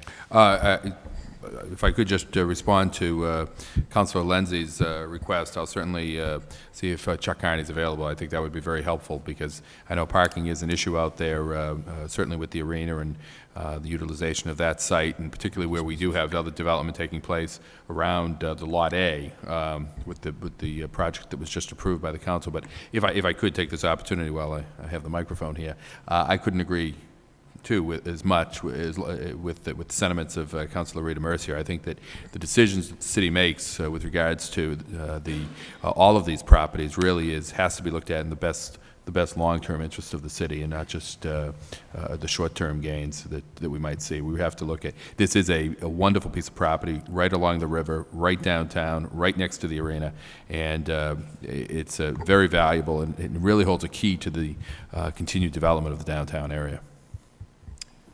Any discussion, anything further? So this is going to be, Council Ahmed. I just have a question. Didn't we RFP the site before? We did, and we didn't receive any really qualified bids for it. We had one bid that didn't meet the real qualifications. About how long ago was that? It was 3 years ago. When the market was a lot better than it is right now. That's correct. Okay, thank you.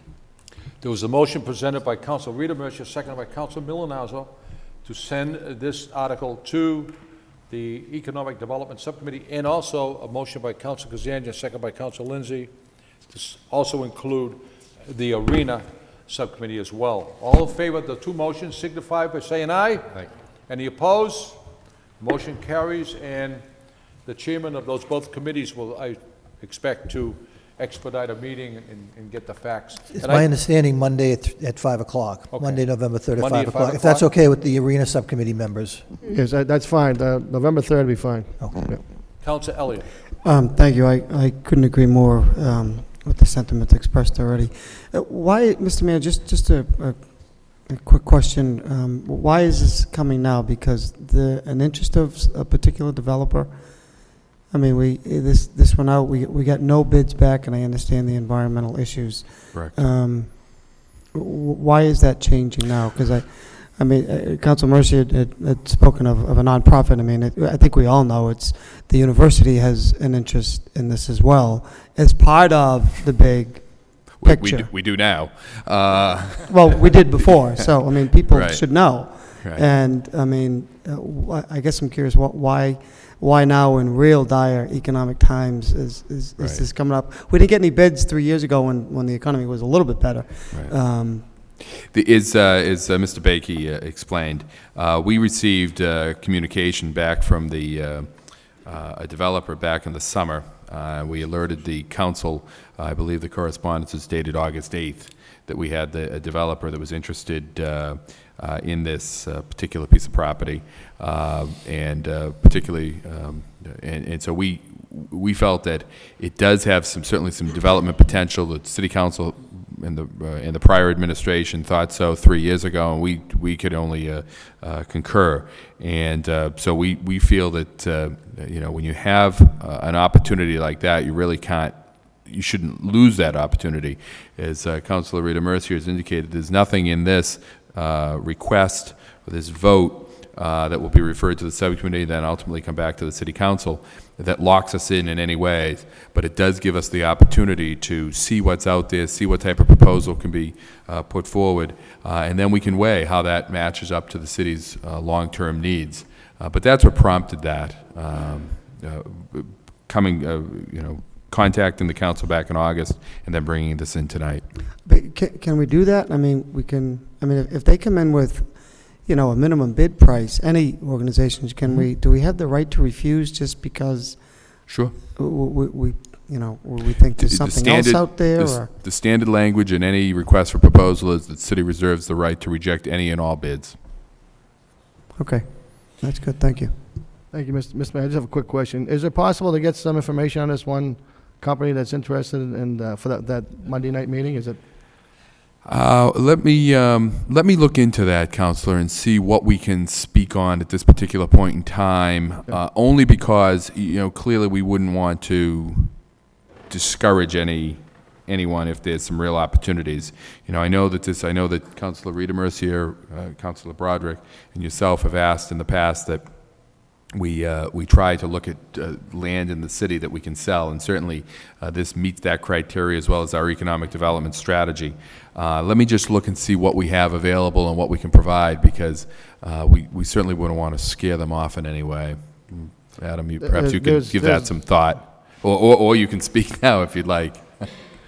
I think I can speak in general terms, but I think, as the manager indicated, given that what we are going to be doing is issuing a public request for proposals that's really open to all, it really isn't about one company. Again, the fact that we have a company that has expressed an interest that is a legitimate national development firm is part of the impetus for looking at it right now, feeling that we may get a strong proposal. What I can tell you about the company is that they are a company that specializes in redeveloping brownfield sites. And I believe part of why, to answer Councilor Elliott's question, part of why, or his implied question, part of why there's an interest in this fiscal environment, I think, by this particular development firm, is that there are certain tax advantages and other financial advantages that can be gleaned from doing the kind of development they do with cleaning up brownfield sites that are not as affected by the current credit situation as some more conventional developers have been. Council Broderick? Thank you.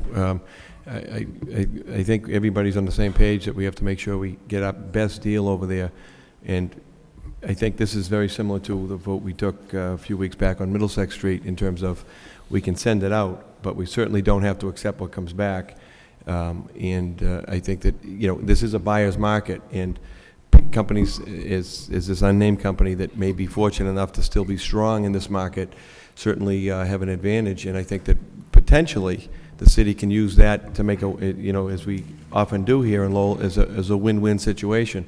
But I think it's critical that we get all the information. I think it's a good motion to send it to a subcommittee meeting to find out, to analyze it a little bit further. What are we looking at? What are the advantages? And Mr. Manager, if we could get some information maybe in terms of, and I don't know how to ask the question really other than, the effect long-term of just selling this to a for-profit, if you will, private developer versus a non-profit, whether it's university or some other entity, to the city. Now, and if you could include, I know you have done that in the past, it's not just about the money either, because we've got this report in the arena as well that it's not a matter of losing 1.4. It does have an added value in, to the community, the retail and so on. So if we could include, I know there are some pluses, and I don't know what they, how you can put a number on them, but, in terms of if the university has an interest, what, so we can have an idea, look at the whole picture and analyze it all together, because it is probably it's the last piece down here, and it's the most critical because it is the last, and it's a great spot. It could really, it could really be a hit there, and I think that we have to make sure we get all this information, and before we move forward, and kind of try and project out where this would bring the city in 10 years or so, because this is not just a matter of taking 800,000 versus 850,000. We're talking about the revenue in tax or otherwise. Thank you. Thank you. Any other discussion? Councilman Milonazo? Thank you, Mr. Mayor. We obviously all have a lot of questions and comments about the proposal in front of us, so it's good that it's going to both subcommittees on Monday. My question is that my comment is that we will obviously look at this from a comprehensive approach, looking at the entire neighborhood, which obviously includes the arena. My question has to do with the nonprofit. In this case, we've mentioned the university. Does the university pay a pilot on any of its property in the community right now? No, it does not. Okay, they don't. Okay. Thank you. Okay. That's correct. It doesn't mean... That's correct. And I can say that, in our discussions with the university on any number of pieces of property that they have, we've discussed with them, there has been talk of some type of some type of payment in lieu of taxes that could be arranged. But isn't the state broke? So that's what I got to take into account. I'm sure he ain't going to use his $6 million. If there's no other discussion on this particular issue, I'd just like to say that I want to thank the council for their wisdom. I think it's extremely prudent that this goes to a subcommittee and to discuss the benefits of this to the city of Lowell, and not so much the benefit to a developer, but how is the city going to benefit by this? And I think the subcommittee is a way to do it. Maybe you need more than one subcommittee meeting, I don't know, but everything will be on the table, and it'll be a public forum, and it'll be there before the public. So I appreciate the council's wisdom on this. Reports, subcommittee reports. Did we vote? We did. We voted on the motion. It's going to be referred to the subcommittees, the arena subcommittee and the economic sub. I believe we did that, didn't we? Yes, we did it. I know I have my senior moments, but I want to make sure I.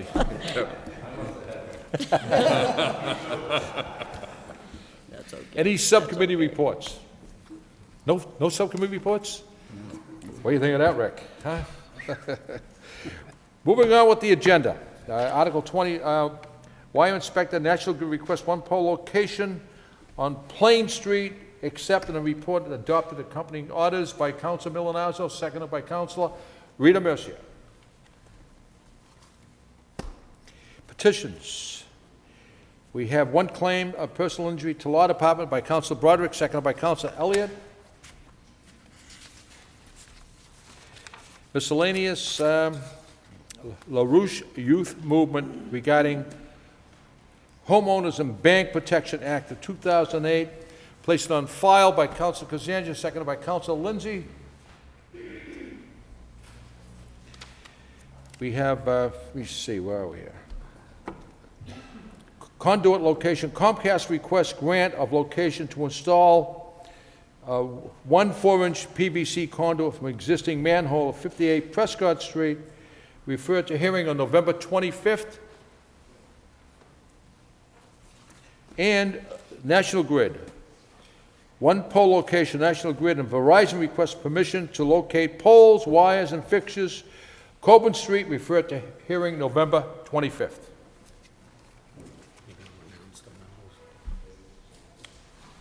Oh, yes. I do have a motion to appoint an ad hoc subcommittee to monitor the wastewater upgrades and monitor that whole issue with the flooding and so forth. And I'm going to appoint Councilor Alec Kazanjian as the chairperson because he has flexible time. He can be here in the morning, afternoon, or whether, and Councilor Rita Mercier and Councilor Rodney Elliott. So that's the ad hoc subcommittee on, actually, it should be the CSO wastewater upgrades, because I think the CSOs, we should be looking at that carefully. So, Manager Lynch? Mr. Mayor, just to comment on that, if I could, and I'll work with, obviously, Councilor Kazanjian on this, it may be advisable to set up a meeting probably within the next month to get an update, just an overview from the engineers, from Mark Young, on where everything is, and start to talk about some of the issues, so that then, I know one of the big questions was the Corps of Engineers work that's included, but perhaps an overview of the project from the engineers, and then moving forward to a meeting with the Corps of Engineers probably at the beginning of the year. That'd be great, yeah. Yeah. So figure about a month from now, we'll get something. Yeah.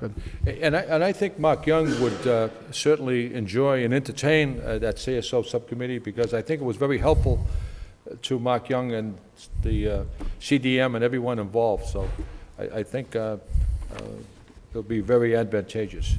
No discuss. Yes, Councilor Miller. Thank you, Mr. Mayor. I appreciate your appointing the ad hoc committee and the members that you're recommending, but I would suggest that you do have the meeting so that we all can attend. I understand that Councilor Kazanjian has flexible hours, that he's available in the morning. Those of us that work can't be there in the morning, so I would appreciate being able to I want to be there. clarify that Please do. Councilor Kazanjian could go out and look at the work being done on a Monday morning or whatever, but that doesn't mean the subcommittee meetings are But gonna again, be that's held. not Councilor Kazanjian's job, Mayor. What's that? Going out and looking at the work. He's a Well, I city think it is. No, it's not. Well, Under the that's- planning form of government, Mr. Mayor, I beg to differ. It is not. Just a report on the upgrades. Well, again, Mr. Mayor, I would defer to the city solicitor. You're really getting into territory here that a city council does not belong. I don't think any council is going to go out and supervise any work, but I think a council has a right to see the progress of the work. Again, I would ask city solicitor to weigh in on this, please. Sure. Certainly, councilors can inquire and gather information. They can certainly go out and, on their own, like anyone else, go and observe. But if there's an official function attached to that, then I think that's where it would cross over some sort of a line. And that those are things that would typically be done by the administration under the direction of the manager to go and inspect and report back. Certainly, councilors, again, are free to go and observe, construction, whether it be in the Hamilton Canal District or a garage going up. But to go in an official capacity as the chairman of a subcommittee to go and inspect and then report back to a subcommittee, I think would be a violation of planning. Right, that's. I mean, I don't think any council is going to supervise any work, but they're going to go out and look at the work to see if the progress of the work and report back to the subcommittee and report back to this council. I think the solicitor just said that's a violation, Mayor. Again, any councilor can inquire information and can go and make observations for himself or herself, but to do so in official capacity where you are going to report back, that's something that is typically done and should be done through the city manager and the administration. For example, somebody... And I think that will happen that way. I think the manager will oversee the project, but What I was going to say is that, for example, somebody from, say, the wastewater department or somebody from DPW could go under the manager's instructions, observe the work, the engineers could prepare a report, they could prepare whatever information that the council wants and needs, but that's the proper method of getting that done. Thank you. Yep. But I assure you, Council, that the subcommittee meetings will be held at a reasonable time so everyone can attend, and that's the gist of this ad hoc Thank you. subcommittee. Thank you. Mr. Mayor? Yes, Did we Councilman. not have a CSO subcommittee already, or was that not We reappointed? had one, and it hasn't been active for at least 4 years. Okay. And I think it should be, because there's an awful lot of work going out there, and we did have problems up in the area of Gorham Street where people's homes were flooded and so forth, so I think it's very important to get that subcommittee back in. Okay. And when I was on the CSO subcommittee, I would go out and look at the work and see the progress, and especially in Pawtucket. And I didn't tell anyone what to do or how to do it, but I just went out there and witnessed the progress of the work, and that's what I mean. So, believe me, Madam Solicitor, we will not break the law. Well, you're not even on the committees. Councilor Kazanjian. Thank you, Mayor. And again, I don't think any one of us want to break the law, but I think it's important for, whether it's me or any one of the councilors, go to the facility, get educated, so when we get to a subcommittee, we can ask the right questions, and that's basically all we want to do. We're not going to be there to supervise or tell Mr. Young he's doing the job the wrong way. We just want to be educated on what's going on in the treatment plant or the CSO or any public facility. I think that's all we're trying to do. Right. Mr. Manager? And if I could just weigh in, at my own peril perhaps, but I think that certainly we want to cooperate with any information gathering that the City Council or subcommittee members want to do. I think oftentimes the best way to ensure that those lines aren't crossed in any way, because I don't think any of us want that to happen, is to coordinate those types of things with my office. And so we can set that up so that we can make sure that all of that is done in under the the Plan E form and Plan E statute. And again, we're more than happy, and we're interested in cooperating with the council and the subcommittees on any of these information gathering efforts. Before we move on with the agenda, Councilor Kazanjian and I took a tour of the waste treatment plant with Mark Young. We called him in advance. We like to go out and take a look at the facility. We learned an awful lot in those 2 hours. And the condition of that facility is deplorable. And if we didn't take that tour, we wouldn't have known. And the conditions out there are serious, very, very serious. Has anyone taken a tour of that plant? If you haven't, I advise you to. So, I'll rely on the expertise of the subcommittee. Okay. Thank you. Moving on with the agenda. A motion by Mayor Coughlin. City Council requests the city manager have the proper vote drawn to have a 60-day trial handicap parking sign at 70 West 4th Street, seconded by Councilor Milonazo. On this motion, Mr. Manager, it was a youngster who was seriously injured, and the handicap sign is needed desperately because of the injury to that youngster. Thank you. All in favor of the motion, signify by saying aye. Any opposed? Motion carries. Motion by Council Rita Mercer requested that the City Council and City Administration lobby our local delegation to file legislation increasing the fines for jaywalking from $1 to $50 to aid in pedestrian safety, seconded by Councilor Elliott. On the motion. Thank you, Mr. Mayor. Some weeks ago, I made a motion on the subject of jaywalking, and the response that I received, in my opinion, told me that it would be unlikely that we would be able to file our own special legislation in regarding to traffic regulations such as jaywalking. But where there's a will, there's a way, and we can do this through our state legislatures, who assured me that they're willing to file legislation on our behalf to increase the jaywalking fine from $1 to $50. This is an effort to put more bite in the law that is only aimed to promote public safety. All we need now are tickets indicating that enforcement will complement the law that will be now revised. I believe that this is appropriate fine, and that all is left now is enforcement. So I spoke to our state reps, and they said they'd be happy to do that if I filed the motion to ask that that be done. Mr. Manager? Just a question to the councilor. In your discussions with the State House delegation, would this be seen as a home rule petition, or would it be something that would be done statewide? No, they would do it, file a home rule petition. That's my understanding. I think the only way to do this, and we've started actually along these lines, and we'll likely have it for you at the next meeting, is to do it statewide. I don't think that there is jurisdiction to have a one home rule individual city for the traffic type of violations. Okay, then, but whichever I will way you double check think. with a member of the delegation Okay, on I that. talked to and Tom Golden. Tom Golden, okay. Okay. He was willing to take this on and talk to the rest of the delegation, and I'm It's- sure he's the dean, they'll listen to him, you know? Right, and it's a problem that exists statewide anyway with respect to our traffic regulations. So if and it should got, be if it got approved statewide, then we as a city could adopt that, right? You wouldn't even have to adopt it. would- That would be the penalties would be increased, which typically happens time to time anyway with the general laws. They're updated. But, and it would offer the police to have a bigger bite in this. And I would like to see a ticket, comprised of the fact that there's a line item for this. I really think it's a dangerous situation, so I don't want to just make a motion and let it pass on and not do anything further. I think we have to do something further, and if our solicitor could do that, that'd be Absolutely. great. Thank you. What's really aggravating about jaywalking, and everyone will agree with me, is not the person who tries to just run across the street and do it. It's the young people who defy you and walk across the street in front of your car.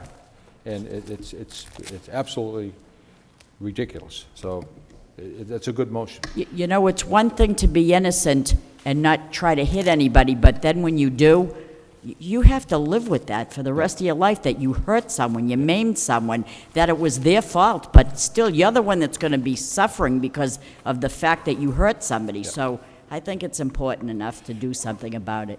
Thank you. Enforcement would be the key. Councilor Lindsay. Thank you, Mr. Mayor. And what fund would a $50 fine, what fund would that ultimately go into? That would go into the general fund. Right. There's a local receipts line of miscellaneous fees, miscellaneous forfeits and fines. Any other discussion on the motion? All in favor of the motion signify by saying aye. The motion passes. Motion by Councilor Kazanjian. City Council requests the city manager report on issues relating to Gallagher Square, seconded by Councilor Elliott. On the motion? Thank you, Mayor. This is to the manager. Yeah, if you can give me a report on what's happening in Gallagher Square. I did get a phone call from somebody, and I guess there's a city-owned lot that's storing the equipment there. That's correct. And this individual lives kind of close by, and the noise, they start up early in the morning, and it's constant with the work that's happening over there. Okay. So if you can give me a report of what's going on over there, and Sure. Is that necessary that they have to use that city lot? Can they use something else where it's so close to the residents? Right, that's the, if I may, we'll get you that report. I may have spoken to the same individual who, some of the neighbors apparently were using it for parking, off-street parking in the winter. I don't know if Yeah. it was the same individual. The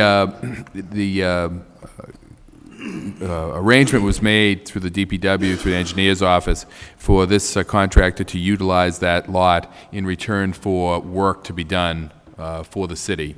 So there is a payment in services that's taking place. But let's see if we can, the individual who called me asked about the dislocation of their off-street parking for the winter months. So we're trying to see if we can work something out on that too. This wasn't the case of the Okay, it parking. may have This been a was an different individual So it would that's- probably be yeah, a second right. person. What's the time frame of this being finished? It's actually they'll be shutting down soon for the winter season, and then starting up again in the spring. But we'll get all that information for you in the report. We'll try to get that to you hopefully by next week. Is this part of the CSO project? No, this is a transportation project being done by the state. Okay, thank you. Any other discussion on that particular motion? All in favor of the motion, signify by saying aye. Any opposed? The motion carries. Motion by Council Broderick. City Council requests the city manager provide financial information associated with all city council motions requiring expenditures of city funds.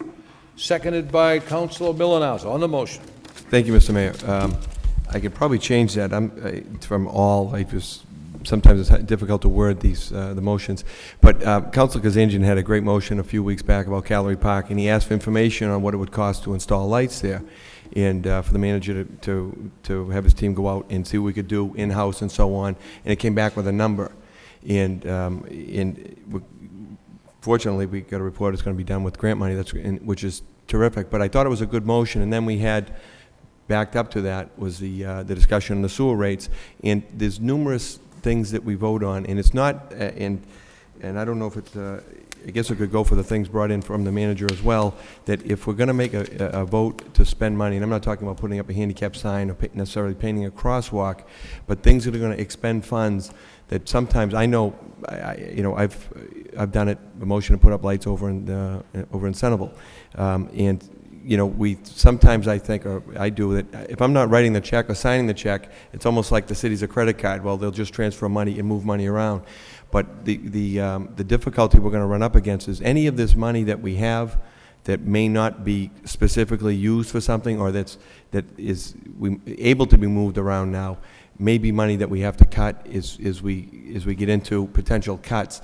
So that I just thought it would be a good idea that if we can have this discussion as things are brought in from the manager as well. But again, I'm not, this isn't about, how much is it for a handicap sign or to paint a crosswalk. These things are all in the budget. But if we have something special that we want to do, so that we know if we're going to do work on a school building or some type of structure or some expenditure, that we get the information that we know that this is coming out of here, but it all can be, it's all part of the bigger picture of where are we going to make cuts if we have to make cuts. If we're going to take money out of the mayor's budget, then we got to make sure we don't spend There's that budget. nothing there. Yeah, but that's the point, is we don't have a lot to cut. So that if we're looking at things that we all want to do because they're nice things to do, I think it would be a good idea for us to get a snapshot of where's the money coming from, and is that money potentially going to be in jeopardy or something that may be have to be cut, because I think we're going to be looking at some tough times. This budget hopefully is okay, but I think coming into next year it's going to be more difficult for us. Council, the mayor's budget is probably the least budget of anyone. I used you as an example because I know you don't really have much there. Councilor Kazanjian. Thank you, Mayor. First of all, that Calorie Park with the lights, I had the manager check into a price. I mean, if we don't bring motions forward, I mean, I've always it was going to come out of the city taxpayers. Naturally, it was going to be a large amount of money. The way the economy is, naturally, I wouldn't pursue it, which I didn't. I mean, I asked the question, check into it, get a price for the lights, and we happened to get some state earmarks, grant money to supply the lights. Now, if I didn't bring the motion forward, we probably wouldn't have, they probably wouldn't have got the state-funded money for this. So never once did I say, I want the lights. I asked the question, what would it cost to put lights up? So I think Councilor Broderick's way off base there. I think we do have to bring motions forward. I don't think we have to pass them, but bring them forward and see what the expenditure is going to be, see if there is grant money out there, and go from there. I mean, but no, we don't have, so we bring a motion forward, doesn't mean that we have to pass the motion, which we didn't do in this case, and a lot of my colleagues do the same thing. We bring a motion forward and figure out what it's going to cost the taxpayers, and if it's not an essential cost, then we naturally pass it. But if there's a large amount of money, especially in this economic times, which I did, I avoided it. I mean, didn't pursue it, and waited for this grant money to come alive, which it did, and the kids at Calorie Park wouldn't have lights if I didn't bring the motion forward, and we didn't get the grant money. So it turns out we got something good for the kids. It didn't cost the taxpayers any money, and I think he's, like I said, I think he's off base on this motion where we should bring motions forward. Like I said, we don't have to pursue it. Just get the price out there and find out what it's about. Okay. And if we don't, maybe we're missing the boat on some of these motions. Did somebody already install the poles there? There's some poles? The poles are donated by Verizon. The lights are going to be funded by the state. Kevin Murphy is the state rep is funding the money through the state. So it's not going to cost the taxpayers 10 cents for that for those lights at Cowley Park. Councilor Broderick? Yes, I apologize if I misspoke. I thought I was clear. I thought it was a good motion. You asked about the money. That's what gave me the idea of this is we got to report in. It wasn't an ask to spend money, and I know you and I had this discussion. You wouldn't have asked to spend it, and you didn't. And I thought that was a good motion, and I thought that's why we should ask. We should ask. Can we do this? What does it cost to do that? And that's why I made a point of saying it's being funded by grant money. I wasn't saying that you were asking to have the lights put up. The whole point was that you asked about the cost, and I think we need to get that when we make votes. I apologize if it was misunderstood, but I want to be clear that I was saying that your motion was a good motion, not that you asked to spend money. It was contrary to that. Ms. Manager Lynch, did you want to say anything? I'll stay out of this. Councilor Rita Mercer. I honestly thought that the manager did this because I asked if it would be possible if we could refer to the Parks and Recreation Subcommittee meeting, a meeting to discuss if we could put lights at Cowley Stadium, what the cost would be. You provided that. You mostly do provide it. The only thing you didn't provide is when I asked for a light on Circle Road, there was no cost associated with that, but we got it, didn't we? And I'm a messenger. I bring a message up here. We either do it or we don't do it. You want to talk now, Manager? I'll jump in now. All right. That away. Get right involved. Manager Lynch. I think it's occasionally I'll weigh in and tell you I think something's a good motion. I do think this is an excellent motion. I think that particularly in these difficult times, it's something that, frankly, we've talked about in the administration is that when requests come in, I think we all need to know very carefully how much things are going to cost. Oftentimes, councilors come in and department heads come in to me as well and say, that such and such is a project that we should that would really be great, and we all have to step back and say, okay, it is a great project, but what's it going to cost, and where's the money going to come from? In the particular case of Councilor Kazanjian in Cowley Park, as I recall the motion, he asked for the possibility of lights at Cowley Park, particularly since there was a group that was interested in doing some of the donation work. As we researched it, as his motion requested, it was clear to us that there was a donation that was out there that had to be taken into consideration because there is a whole gift donation policy that we have to, or agreement that we have to get. But also, it was going to be a cost of some $17,000, and we saw it as, in talking to the group, we saw it as a good project and one that was worth pursuing. Although we don't have $17,000 kicking around in the parks fund, but it so happens that we are allocating the earmark money that we received last year, even though it was reduced from $450 down to $225, and we've provided the council with a copy of that tonight.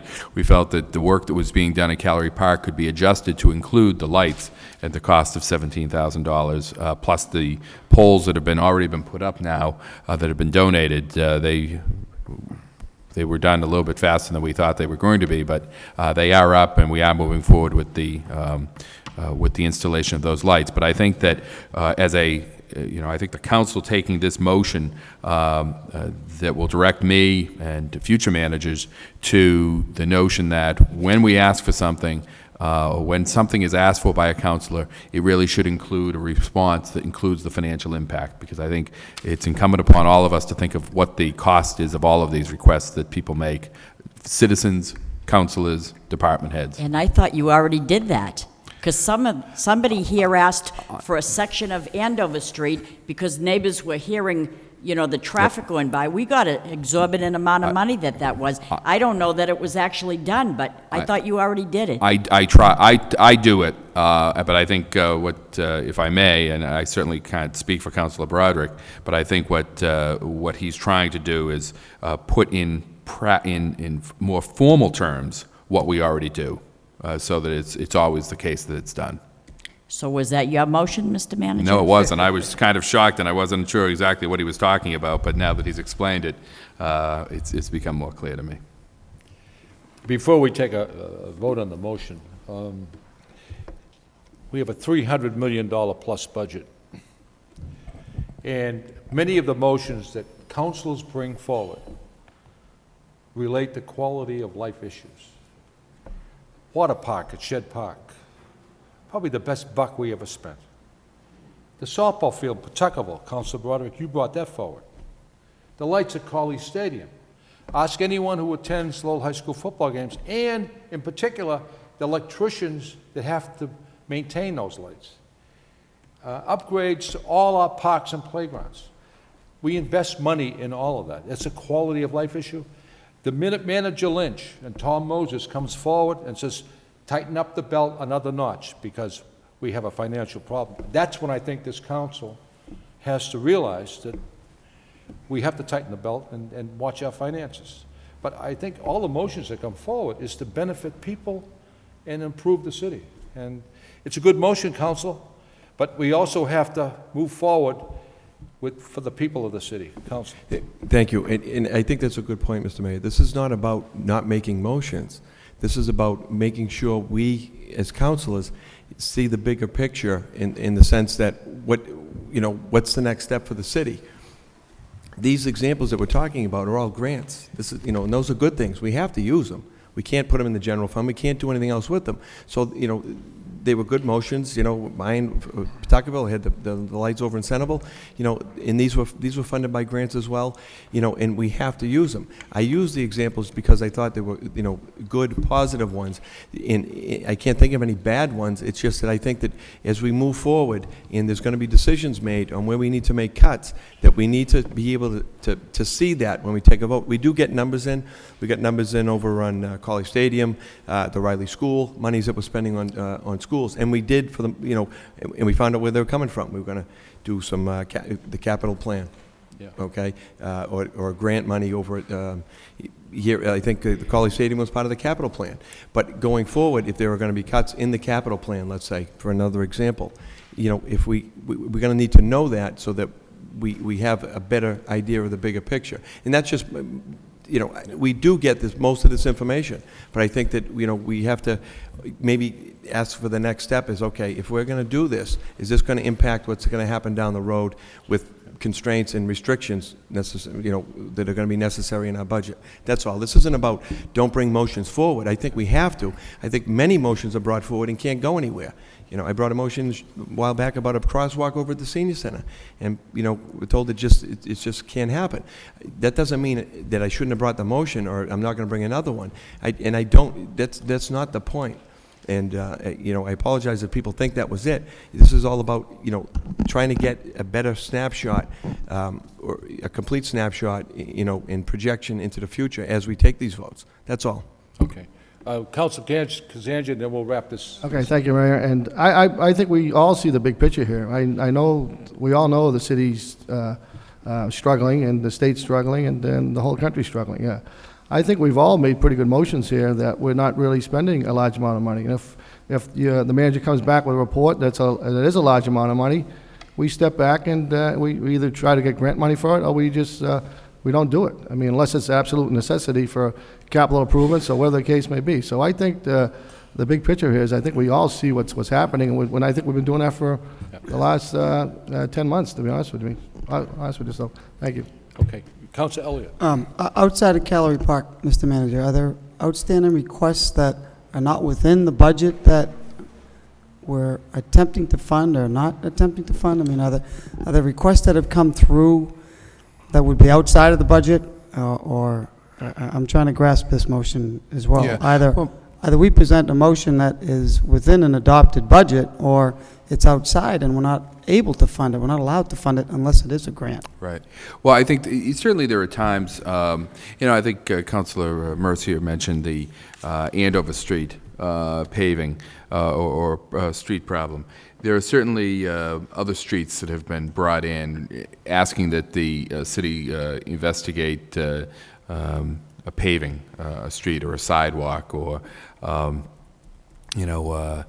doing a repair work to a school, or and there are costs that go with that. And I think it's just what I've tried to do, as Councilor Mercier has pointed out, is I have tried in my responses to certainly get that information, but I have to say that's something that we're being more vigilant about too, given the tight finances. That when something comes in now, where would we possibly come up with the money to pay this? At the beginning of each year, we have a list of streets, for instance, that we pass on to the council regarding paving. And then if midway through the year a street comes in and the council asks that we look into paving a street or repairing a street, before we just go off and do it, I think we have to look at the cost of what that is. And I think there are any number, and I don't have all the different agendas in front of me, but I know that there are, because oftentimes what will happen is an issue will come forward, and we sit down the next day and say, okay, what was voted last night? And I'll direct departments to go off and do something. And I think, and now what we do is we kind of step back and say, okay, well, before we do that, how much does it cost? Where's it coming from? Because oftentimes we don't necessarily have the money. And I think in the case of Callery, we certainly did that. As Councilor Kazanjian has pointed out, he wasn't asking us to go off and do it. He was asking us to investigate it. And in investigating it, we found that it was going to cost, that there was a group out there that was interested in doing it on a donation basis, but they were looking to donate the poles. We would have to pay for the lights. And we don't have $17,000, as I said, in the Parks Department to do that. But we were able to, based upon the request, we were able to look in to see if we could fit it into the earmarks. But there are issues like that come up on a regular basis. As I say, I have them myself, where I'll call up a department and say, I just got a call regarding a particular issue, and it isn't just a matter of just calling up and saying fix it. The matter is, what's it going to cost? Is there money in the budget? Is there not money in the budget? Where do we come up with the money? And I guess that was my point. If there's no money in the budget, then, you as well as this council should say, not approve it and not send it to you if there's not money. That's right. And I happen to agree. I think we have some serious financial issues facing us not only this year, but clearly next year. And we're going to have to make some tough decisions. And so I have a better understanding of the motions now. And so thank you. The simple way to address this is refer all motions to the manager, have the manager look at those motions, and come back with a report to the council. Simple. Right. All in favor of the motion, signify by saying aye. Any opposed? The motion carries. The next motion. Thank you. Motion by Mayor Caulfield. There's no objection. Me presenting the motion from here.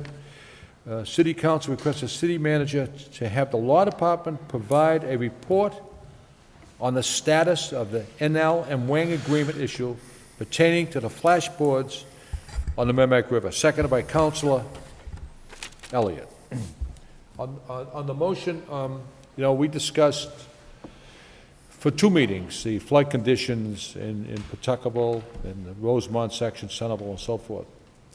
The flashboards at the dam, at the O'Donnell Bridge, the agreement with NL and Wang going back to the early 80s, I believe the agreement indicated that the flashboards could not be any higher than 4 feet.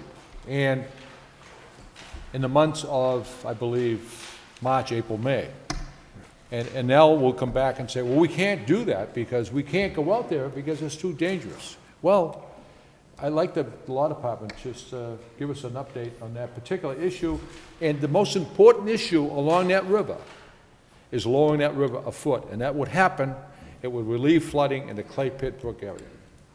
Madam Solicitor, could you give it, oh, Manager Lynch? Go ahead. Counselor, Mr. Mayor, I think that, we're happy to provide a report on this. Obviously, we'll provide a more detailed report on where we are with this, but I will defer to the solicitor that we have been on top of this issue with the Federal Energy Regulatory Commission and the orders that they've put out to NL, and I believe we've actually filed the necessary paperwork to intervene in some of those proceedings, but I'll ask the solicitor to speak to that.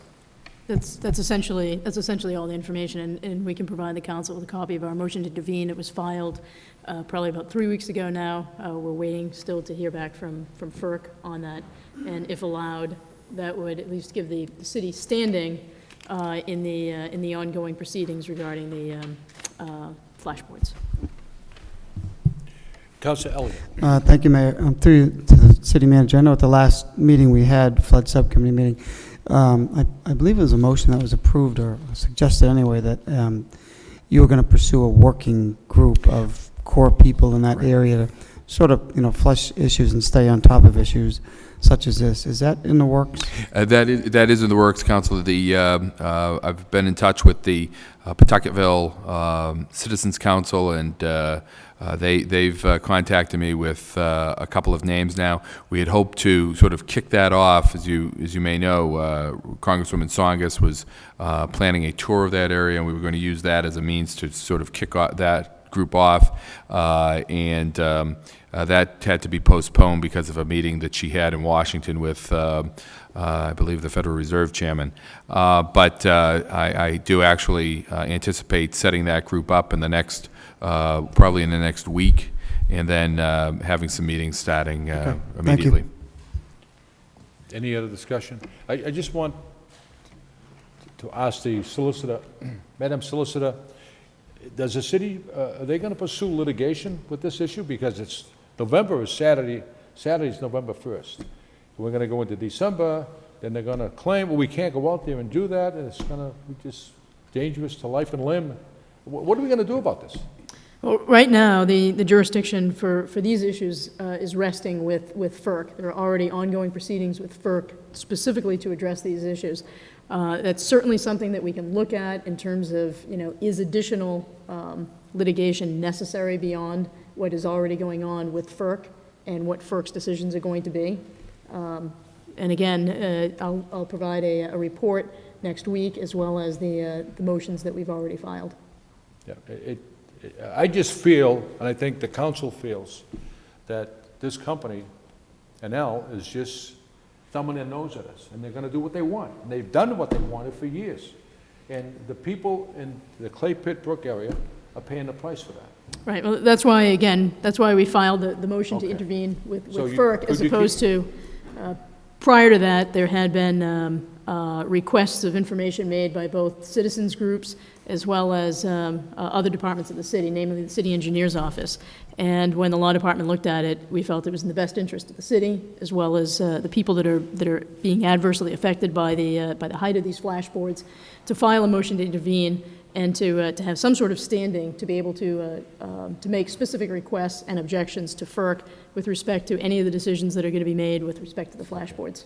And just, Manager Lynch? Oh, the only other comment I would make, Mr. Mayor, is it is our position that weighing agreement is binding, and that we do intend to enforce it through the regulatory process with FERC, but also ultimately, if needed, in the courts. Unfortunately, you really are limited in terms of, I'll let the solicitor weigh in on this as well, but you're limited in what you can do to enforce until the actual violation takes place. So that time frame that the boards have to be a certain height, we have to wait until that time frame happens. If they are that height at that point, the problem is getting them down at that point may be problematic, but at that point they're in violation, and they are then they are on the hook for the. And we all realize they can't go out in the river in the month of March because the river's too high, it's too dangerous. They can't remove the board, so the board should be at 4 feet at all times.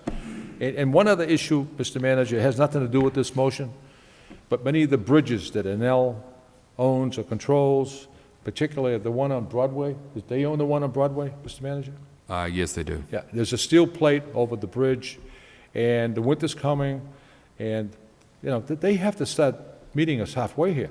I mean, it's totally ignoring the needs of the city. And all the bridges that they control, they haven't done a thing with them. So I want to bring that forward as well. So I'll get my frustration out all at once.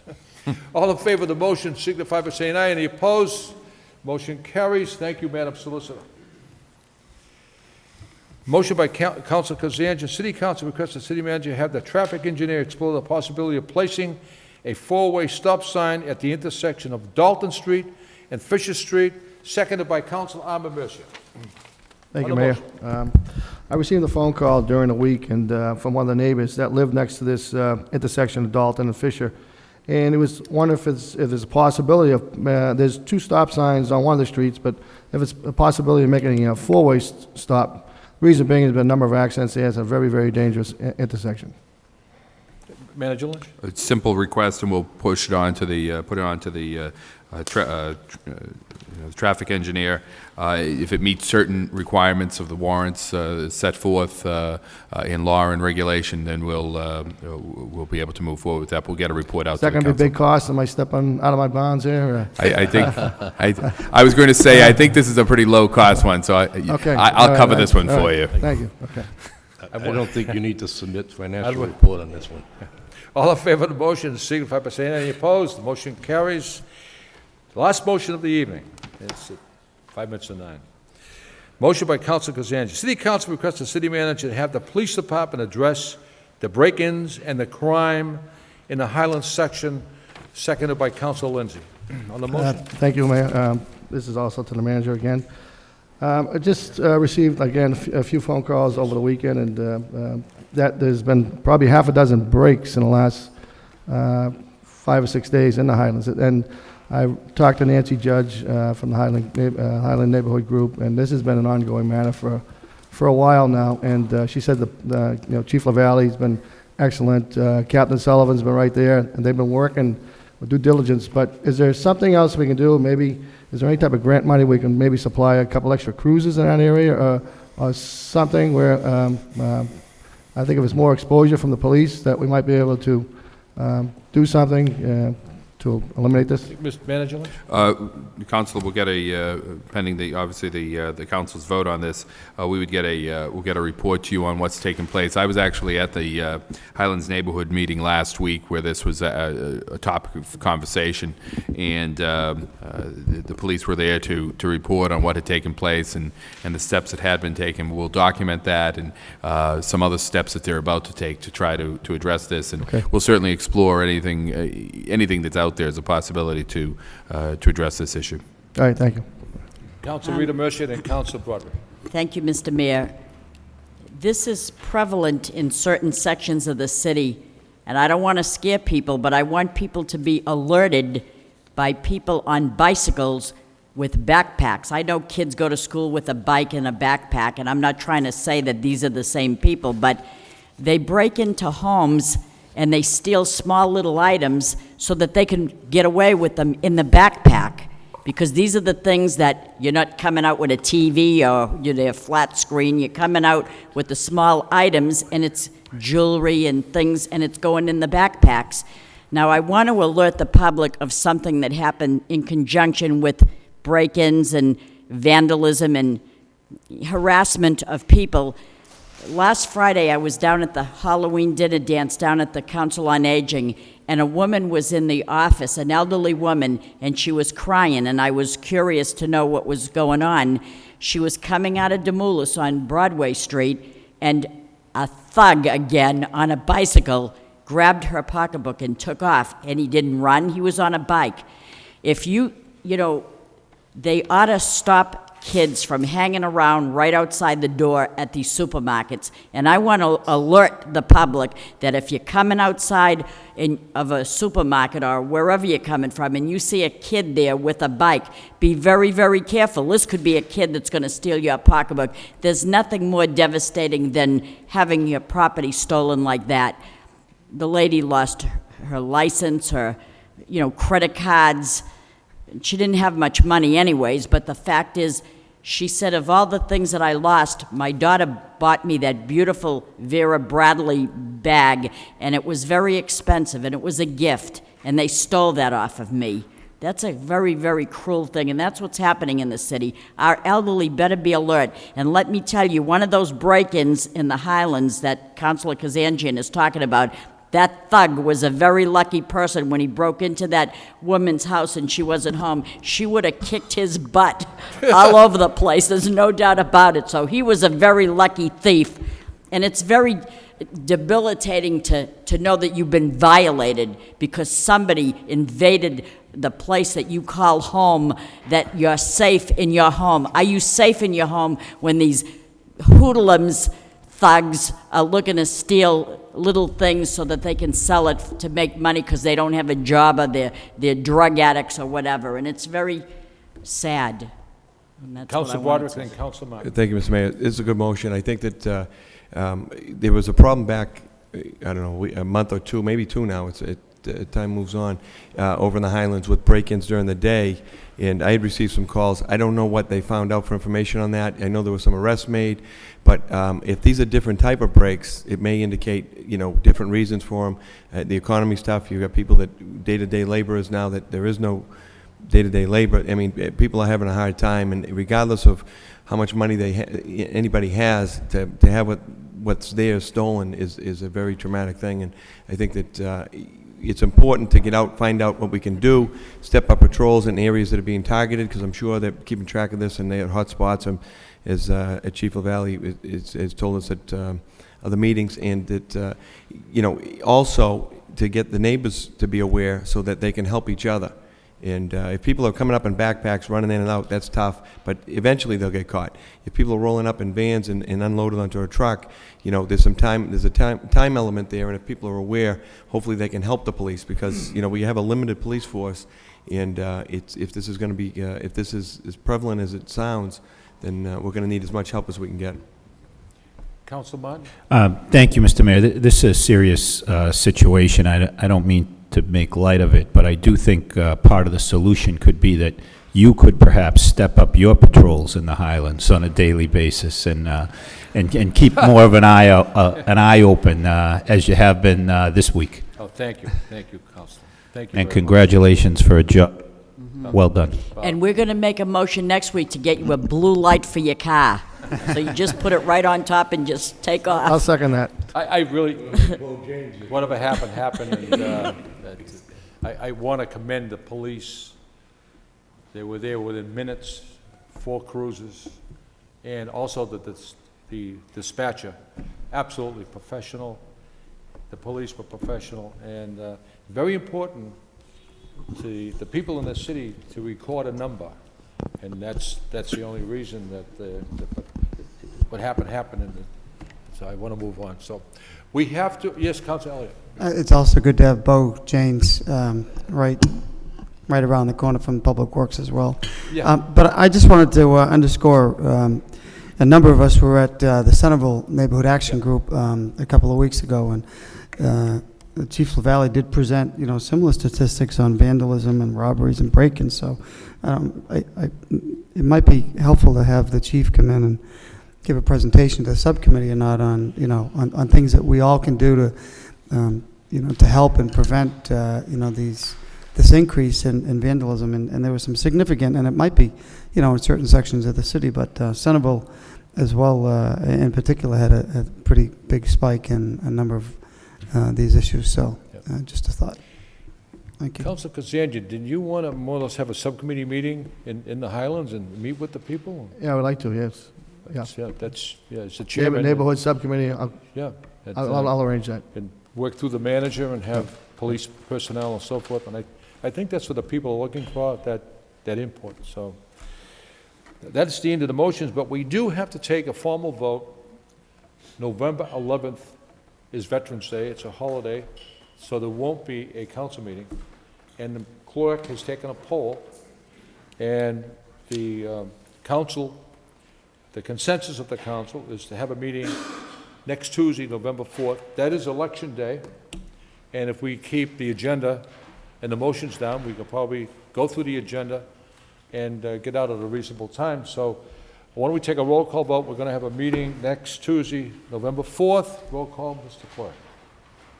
Just one Do we need a suspension? Suggestion, I guess, would be that the council could entertain the thought of starting the meeting earlier so that you would get out. Would that be advantageous to anyone? If we started the meeting at 6? That's earlier? Only half hour. I don't have any objection. We had scheduled the finance subcommittee meeting. We'll just schedule it a little bit earlier than, we'd schedule it at 5:30. We can schedule it at 5 if the meeting is going to be It at 6. doesn't matter to me, you can have it at 6:30. Doesn't matter to me either. What's the wish of the council? 6:30 or 6? 6:30? 6:30. I think if there's a subcommittee meeting, that 6:30. makes it a little more difficult. 6:30. Then I believe Council Milonazo asked we have to suspend the rules. Right, do we? Move for suspension of the rules by Correct. Council Milonazo, second by Council Rita Mercer. All in favor of the suspension of the rules, signify by saying aye. Any opposed? Suspensions are in order. Entertain a motion to have the council meeting next Tuesday, November 4th at 6:30 by So Council Rita moved. Mercer, second by Council Milonazo. Roll call. Councilor Arman Mercia. Yes. Councilor Rita Mercia. Yes. Councilor Milonazo. Yes. Councilor Broderick. Yes. Mayor Caulfield. Yes. Councilor Elliott. Yes. Councilor Kazanjian. Yes. Councilor Lindsay. Yes. Councilor Martin. Yes. 9 yeas. Before we adjourn, I have just 2 minutes. Firefighter Larry Finn. Keep an eye. I'm keeping an eye on your Firefighter minutes. Larry Finn, next Saturday from 10 a.m. to 2 p.m. will have a coat drive at the JFK Civic Center, the fire department, and there'll be coffee and donuts served, I believe Starbucks coffee. So if anyone in the viewing audience has some coats, anything you'd like to bring down for people who need those coats, it would be appreciated. Also, last evening, Manager Lynch and I attended a wonderful, entertaining evening at the Counting House of Boot Mills. And it was a second century commission to look at the national park systems in Lowell and throughout the state and the country. And former Senator Bennett Johnston from Louisiana, I presented him with the key to the city, and everyone who had dinner in a very elegant style, I put a pin in the city of Lowell at each setting, and they were impressed with our city, and we were impressed with them. And Senator Johnston was the chair, I believe, Manager Lynch, chair of the Interior and so forth. And when Senator Tsongas brought the legislation forward, Senator Johnston was his colleague that actually got the legislation through to create the park here in Lowell. So we owe him a great deal of thanks. Michael Creasy was extremely pleased and happy with the evening, and he should be. It was eloquent. The dinner was absolutely wonderful, and Lowell put out its best foot last night. And Mr. Manager, if you want to comment on that. No, I think you covered it very well, Mr. Mayor. It was a wonderful day here in the city for all of the representatives of this second century commission that's looking at the future of the national park to see what it looks like to have an urban park. Certainly we all are familiar with parks, national parks across the country, and they tend to be large natural settings, but I think the commission saw the value of what we have here in Lowell, and what impact the national park has had here on the city. And it was reported to me, though, today they did take a tour of the Hamilton Canal site, and Jim Keefe gave part of that tour. And Mr. Jim and I were speaking earlier today, and he was waiting for them to come to the scene of his little talk, and 2 people came up alongside him with fishing poles, and they dropped a line into the canal, and they quickly pulled up a smallmouth bass. So he was able to prove to the commission members that even in the midst of an urban park, you could still partake in things like fishing. So I think they were very impressed with the city and what's been accomplished here. Did he have a license? That's the. Oh, that's a good question. I'm going down there tomorrow to see if I can catch them, and that's right. Council Thank Messenger you. will adjourn. I know, I'm sorry. Tuesday is voting time, very important for president, state reps and all this. Is it possible we could have sandwich signs out like the day before indicating to vote on Tuesday, November 4th? Is it possible we have some sandwich signs to put them in strategic places like every other community does to warn the public? Some people don't even pay attention to the news, but I'm sure they may vote. They might say, oh my God, I forgot all about it if I didn't see that sign. Very important to vote. I believe we do have some signs, and we will have signs. look to put those out. The signs will help, but I believe this will be the largest turnout for the election of a presidential candidate in the history of this country. Any other discussion? If not, I'll entertain a motion to adjourn by Council Kazanjian, seconded by Council Lindsay. Thank you very much. Bingo. We did it.